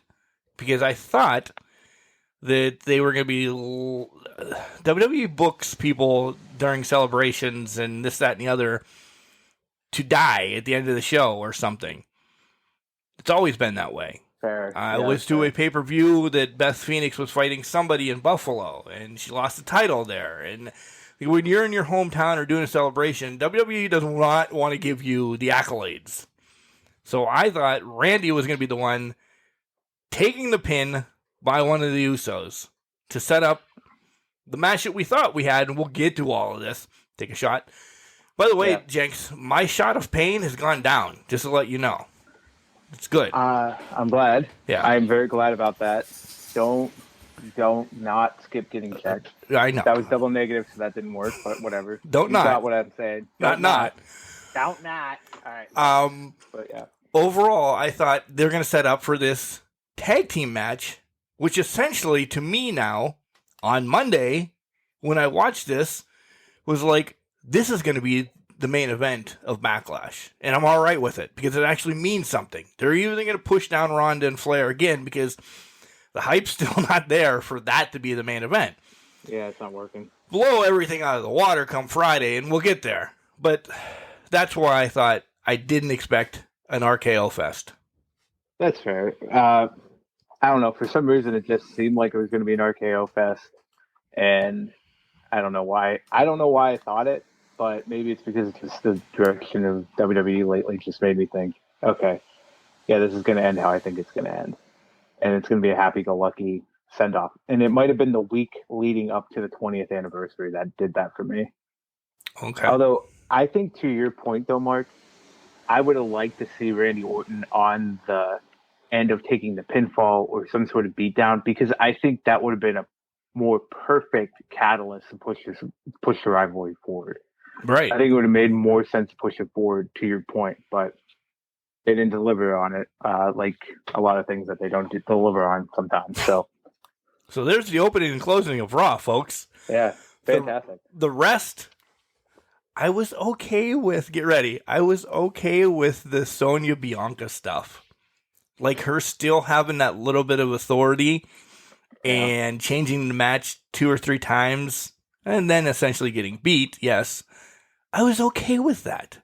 They're slowly getting Sonya back in. They're not throwing her right into a feud for, something or anything. I was okay with this. Yeah, I mean, after she did the no count out ruling, I'm like, okay, we're going to get the no DQ after that. Yeah. And we knew it was coming. It was good. It served the way it was. I think it's putting her in a position to be taken out of power, obviously. The slaps to Zelina and Carmella afterwards. I have a question about that. But go ahead. Okay. Yeah, I think that just furthered the case for it. But I guess it's now, when do they pull the trigger on it? Is it after WrestleMania Backlash? Does Sonya somehow get another match at WrestleMania Backlash, and then they pull the trigger after that? What's going on here? What's their game plan with it? I don't know. I don't know. I don't have it up on Wikipedia. I don't know if you want to pull it up. Like how many matches are actually really booked and slotted for Backlash. Maybe you can tell us more during the SmackDown version of this Talk Point show or whatever the hell we're doing right here. My big question is, why are Carmella and Vega still buddies? They beat the snot out of each other at WrestleMania and hate each other. Is it just, hey, Carmella's back, put her on TV now, just to let everybody know she's back? Oh, yeah, she should go with Vega, too, because that's the last person that they referenced everybody with. Yeah. Yeah, I don't know why they still have those two together, unless maybe because they haven't had a blow-off match yet, and they're still two heels. And it could be that they're not going to move one of them to being a babyface, even though we know babyface and heel is not a thing that much anymore. But Yeah, I don't understand that booking of it as well. I'm looking at the Backlash card. The only thing they have a SmackDown Women's Title match, Cody versus Seth. We now know the 6-man tag now. AJ and Edge, Corbin and Moss, Lashley and Omos. Those are the only ones announced right now. So my thinking is it's going to be Sonya and Bianca one more time. And maybe one more, I'm saying generic match in there as well. God forbid we have an IC title defense or a US title defense at a pay-per-view anymore. That's blasphemy. Yeah, why would we do that? Right? It makes no sense. The House of Edge, do they have a name, or are we just going to continue to call them House of Edge? I think they do have a name. He said something about the Judgment Day. I think their name is Judgment Day. And Punishment is brought up again. God damn it, just change his name back. That's his only line in all these anymore. The Punishment is coming. Listen. If they call him Punishment Priest, I'd be fine with that. Yeah, but they probably won't use Martinez, because I think that's a whole that goes against Vince's name thing. But I think if they go Punishment Priest, that could be good. I'd be all right. But well, it could be bad because if they start adding people to the group, they're all going to have some sort of Judgment themed nickname ahead of it. Right. If they go down that precedent, so Punishment Priest, Retaliation Ripley, I don't know. Choppin' Champa. Champa Champa or something like that. So it's going to get very hokey very quickly if they're not careful. Yeah. I didn't. Again, to me, these are makeshift House of Blacks. They're good. Edge can speak. I need more from them at this point, though. Right now, I really do. Like, they look great in the back. Come out and beat the snot out of somebody, and then leave in the black as well. You know, boom, boom. It's a complete ripoff, but do it. If you're gonna do it, do it. Yeah. So, Corey Graves made a reference to the $1 Million Arm. Once again, you're welcome. Yeah, he did. I still can't believe that's the thing. I cannot believe that's him. That has not registered to me yet. I know. Sam Smothers has no idea that he was in a match. So, I didn't realize they were bringing in Tracy Smothers' son on this one. Yeah. So that's where my head went. As soon as I saw Smothers, I'm like, they're really doing this. Yeah. I don't know if that's his name or if they used it or whatever. Right.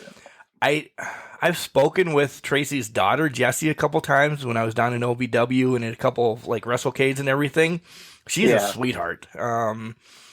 Again, reaching out to see if we could. She's busier than all hell because she travels all over the place. I'd love to have her on the show to talk about her stuff, her dad and all that. So let's hope that works out in the near future. It's out there. It's just we have to figure out a goddamn date. It just needs to happen. Yeah, it just needs to happen when we were both around. Baseball and softball are ending soon, so let's hope. The arm wrestling match. These are just... I know we get them. We've been getting them since, the 70s, 80s, whatever. You just want to know what's going to happen. Yeah. He broke the goddamn ramp. Did you see the gash? Did he put in the ramp when he threw the arm wrestling table? I did. That was ridiculous. It was hilarious to me. I'm like, that's the greatest spot. They broke the ramp. They did a nice patch job because I actually looked every time somebody came out then, roughly where that was. When they went to commercial, they did something because it looked like it was never broke.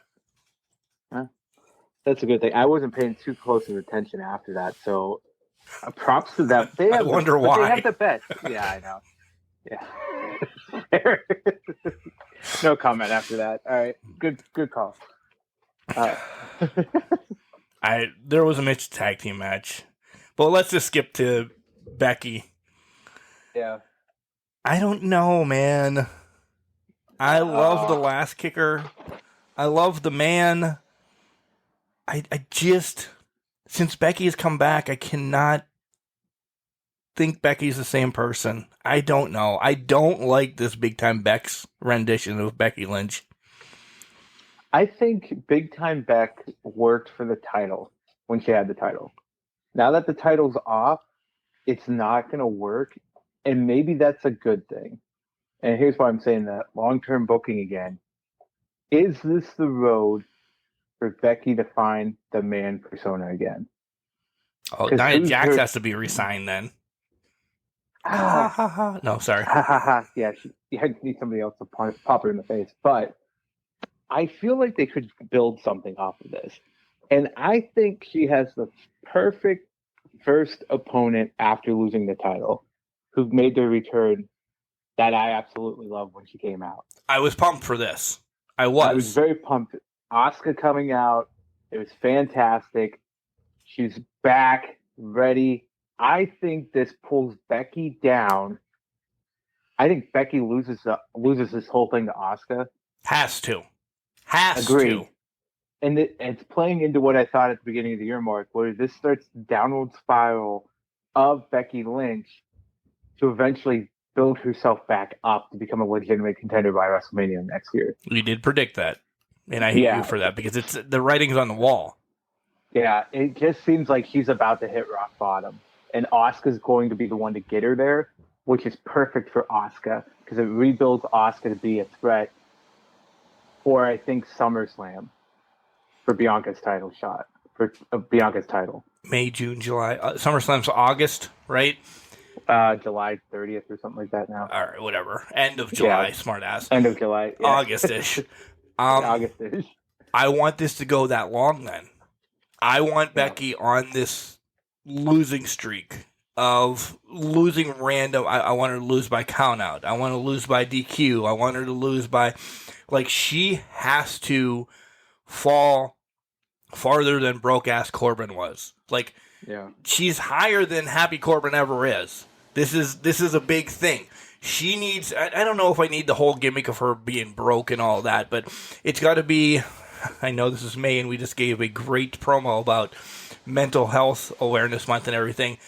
This has to play into Becky's mental health then, story-wise, of being she is not good anymore. And I think if they long-term it, it's got to be with Asuka for a while. They can't just do this a one-off with Asuka. Who else has the history that's on the docket right now with Becky? You don't want to throw her right back into Bianca. Yep. Bayley's not there. And I think Bayley's going to be on SmackDown anyway. Who else? No one else. I think you build this match. This is a 2-month match. It has to be. Minimum 2 months. Minimum 2 months because we're 2 months away from July right now. So if you minimum 2 months, take this until, I can't remember what the July pay-per-view is before, Money in the Bank. Blow it off in Money in the Bank, even if they're both a part of the women's ladder match, which actually wouldn't be a bad idea because then they could both fight for the title and Becky could lose it, fight for the contract and Becky could still lose it. But I think this is perfect to get Asuka over. They feud for 2 months, then Becky can start taking one-off losses to some random people across the board to really take her down in the dumps because her confidence isn't there. Eventually, ideally for me, I'd love to see her do some sort of recollection period or something. Like, do some dig deeping, have that revelation of yoga, whatever it's got to be. Centering yourself and say, I got to find the man again. And then you slowly build her back up to being the man to have the blow-off match with what I hope is Ronda Rousey at next year's WrestleMania. And it starts at the Rumble. It does start at the Rumble. I think she can build herself up. Redemption's at the Rumble, and then it's a fast pace right to Ronda. 1 through 30 is what I want Becky. Pissed off that she got number 1, but she took that break.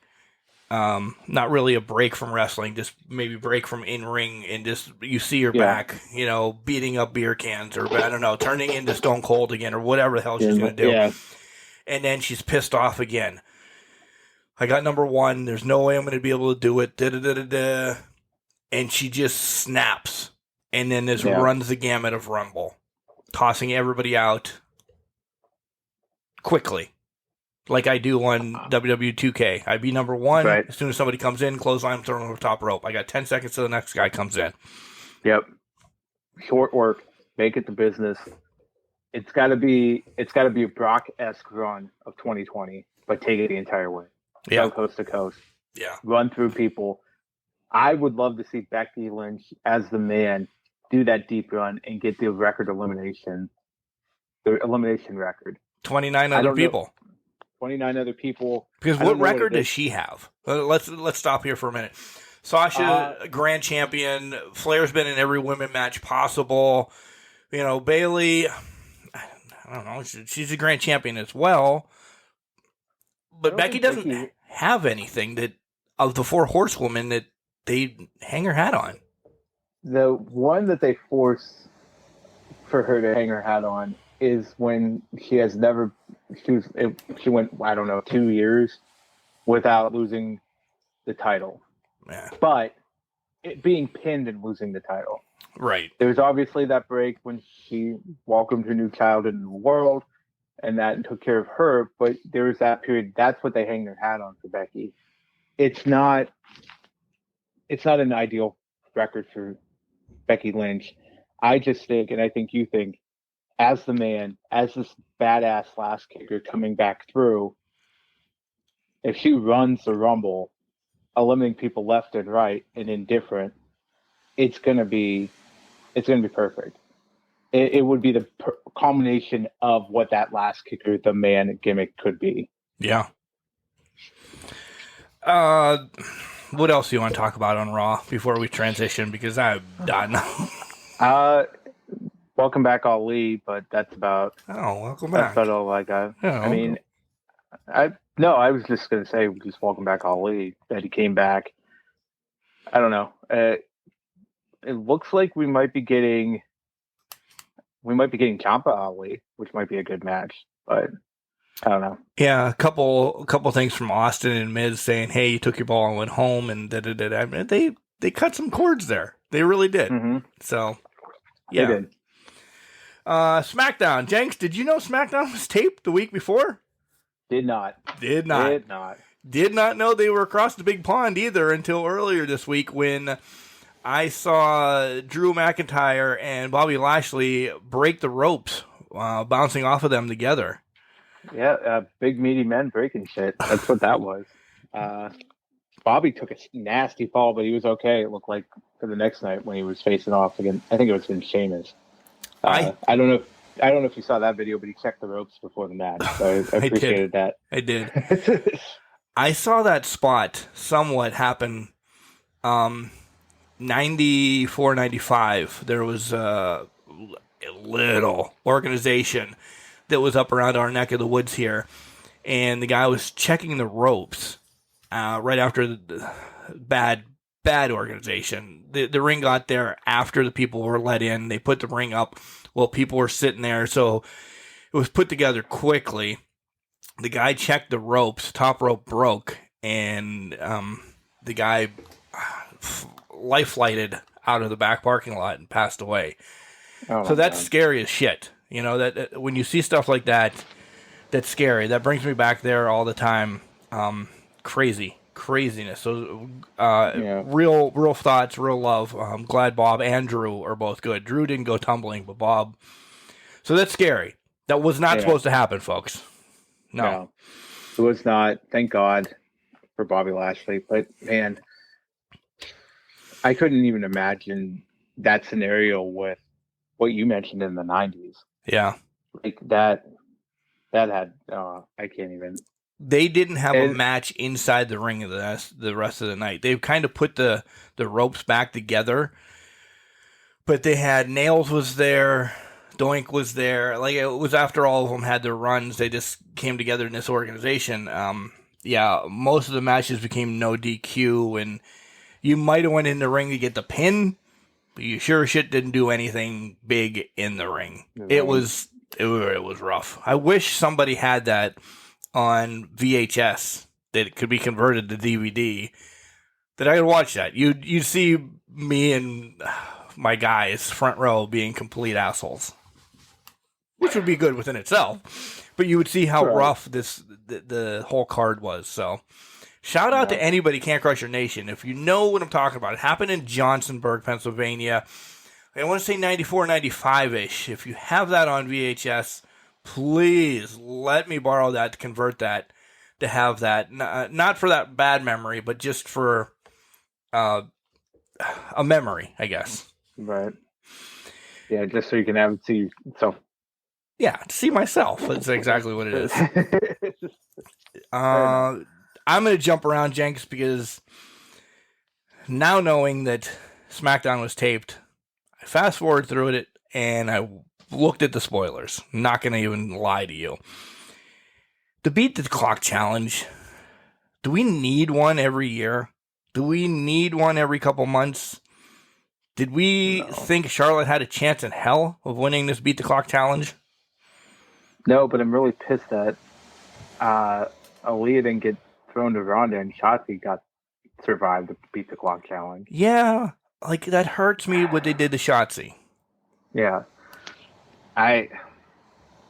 this is their MO. I think Shotzi's a lot better than they're letting her be, but they're just using her as just feeder at this point. Yeah, when the releases come out, when they come back from the UK, which is today essentially, because they have a show tomorrow night somewhere in the United States, there's going to be releases. Shotzi might be one of them, and that'll be good for Shotzi, I think. I agree. They just have not utilized her properly. I think they did a good job in NXT, but when she got to the main roster, it just has been a downward spiral, especially since they took away her tag team. Her and Tegan Nox are still waiting for their tag team title shot. They are. Hopefully somebody creates a tag title so they can get it on the indies at some point and do women's tag team wrestling better. Agreed. But yeah, Mike, I'll tell you what, this show just did nothing. No, it didn't. I don't even want to deep dive into anything because it did. There was nothing worth saying, oh man, that was at least cool. Yeah. There wasn't? No, it wasn't. I mean, props to Drew for beating Sammy, I guess, and now creating a 6-man tag to give Roman, who's obviously hurt, a reprieve. Let's stick there, essentially, from SmackDown. And we're getting close to the time, but let's stick there real quick. How much do we see Roman at Backlash? I've been waving the flag, you've been waving the flag, that it would be okay if Roman didn't wrestle on Backlash. He could be there, he could do whatever, I don't care. Talk about how he wants to beat somebody's ass next. Get involved and screw RK Bro over so the Bloodline wins the tag team championship. Let that be the main event that we spoke about earlier. He doesn't need to wrestle. He's clearly hurt. But, well, now I'm thinking about this, Mark, because we talked about this. He seems to be clearly hurt, but he is wrestling wrestling at house shows. So what is going on here? Is there something else, or are they just making this more convoluted? Because as we were talking, I started thinking about this. He did wrestle in Parts Unknown a couple weeks ago, and spoke to the crowd, and gave them, props and all that. He wrestled this past weekend. I think he was wrestling in the UK at some point too. So what is actually going on with the storyline now that I'm thinking about it? Why have we had the build-up of the tag titles being unified, and are we carrying that to the next pay-per-view again? Do we have a month-long, and how much more can they get out of this month-long unification thing? I don't know. I feel like you have to jump on this when it's hot, and I think right now the unification thing is hot. Yeah. You unified the WWE titles at Mania. So now we need to unify the tag titles. If you're unifying the tag titles, unify the tag titles and get it done.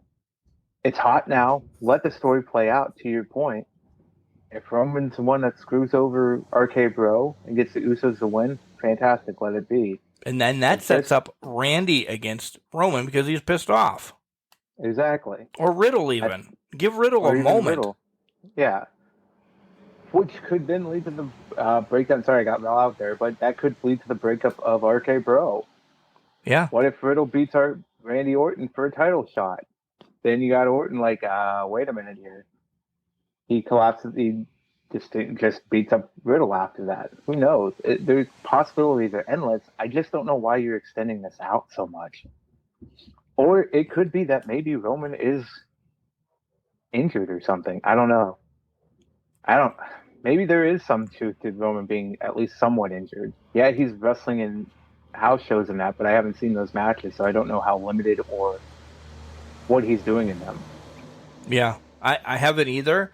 And house shows essentially are quicker. They're more for fun. You've seen Liv and who was the other one? I think it was Vega up on somebody's shoulders this week, kind of doing like a chicken fight in the pool. So they do safe stuff at house shows. You're not going to get Sting or Roman or anybody like that jumping off 90 feet. 90 feet. 90 feet. Foot. Shut up. Scaffolds or anything. I incorporated everything from the 80s all the way up, by the way. You're not going to get that at house shows. You're not. You get the more family-friendly, hey, look at Liv giving high fives, doing this. Ripley comes out and takes pictures even though she's supposed to be bad now. You get all that at house shows. So if he's working comfortable with Drew everywhere, clearly they've worked together for years. Okay, Drew, don't work on my shoulder tonight. It fucking hurts. Okay, I will just kick you in the head. Okay, that's fine. Exactly. Yeah, that's fine. Just give me a fake concussion or something. Yeah, work me over. So. And that could be, Mark. To your point, that could be. Drew is a safe worker. Roman knows how Drew works. He can trust Drew to safely get him through a match without being hurt further. But I guess to my thought, Mark, is why even put yourself in that predicament? Right. That's where I was going, essentially. Just take the time off. Enjoy it. Is it because WWE doesn't want to put the titles on somebody else? Were they in a rock and a hard place because Brock wasn't sticking around after Mania, so they had to put him on Roman? You could have had Roman put him up, or say, I'm just not wrestling for a long time, and make up a stipulation where his contract says, oh, he doesn't have to wrestle until he declares he can or wants to. Right? It's wrestling, yeah. It's wrestling. Anything's believable. Exactly. You can make the storyline fit the injury if you're not willing to take him off TV. I mean, you didn't have anybody built up behind Brock.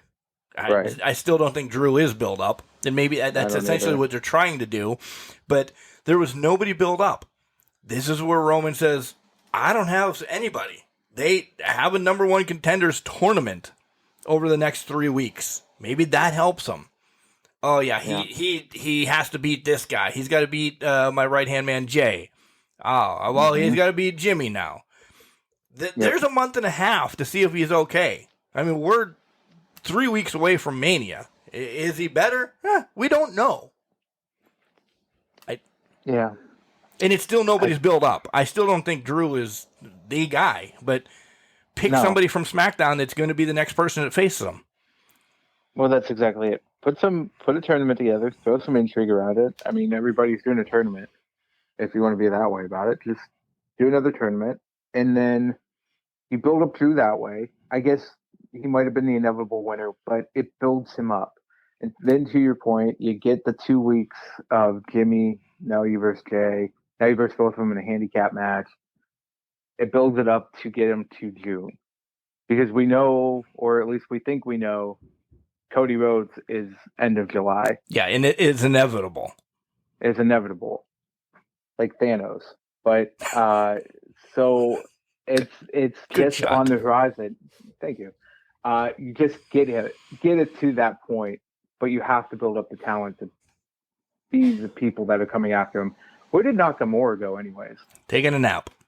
Apparently. Taking a nap. Waiting for Boogs to come back. Shows up once, get in his face, and we haven't seen him. Whatever. He was part of the Lumberjacks last week. That is true. But he didn't do anything there either. He was. Yeah, that's true. Well, Jenks, that's another week of WWE. Gratifying.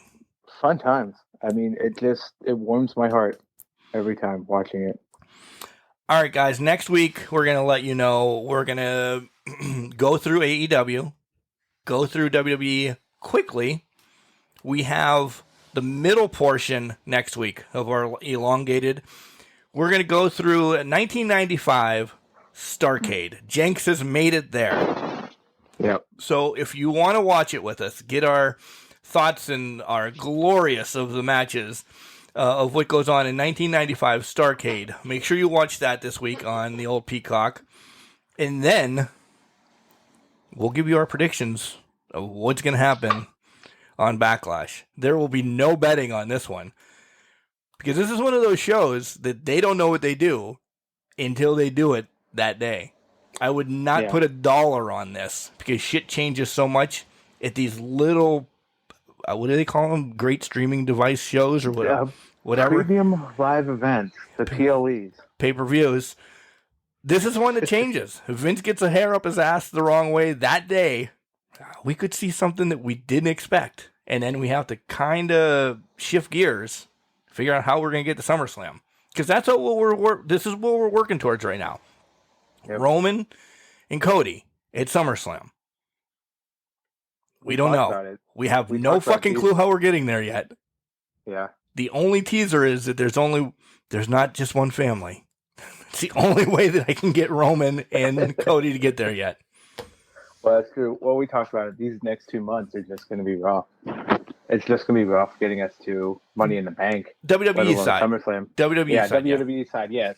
AEW's going to get ramped up here pretty quickly with the tournaments going on and Double or Nothing coming up at the end of the month.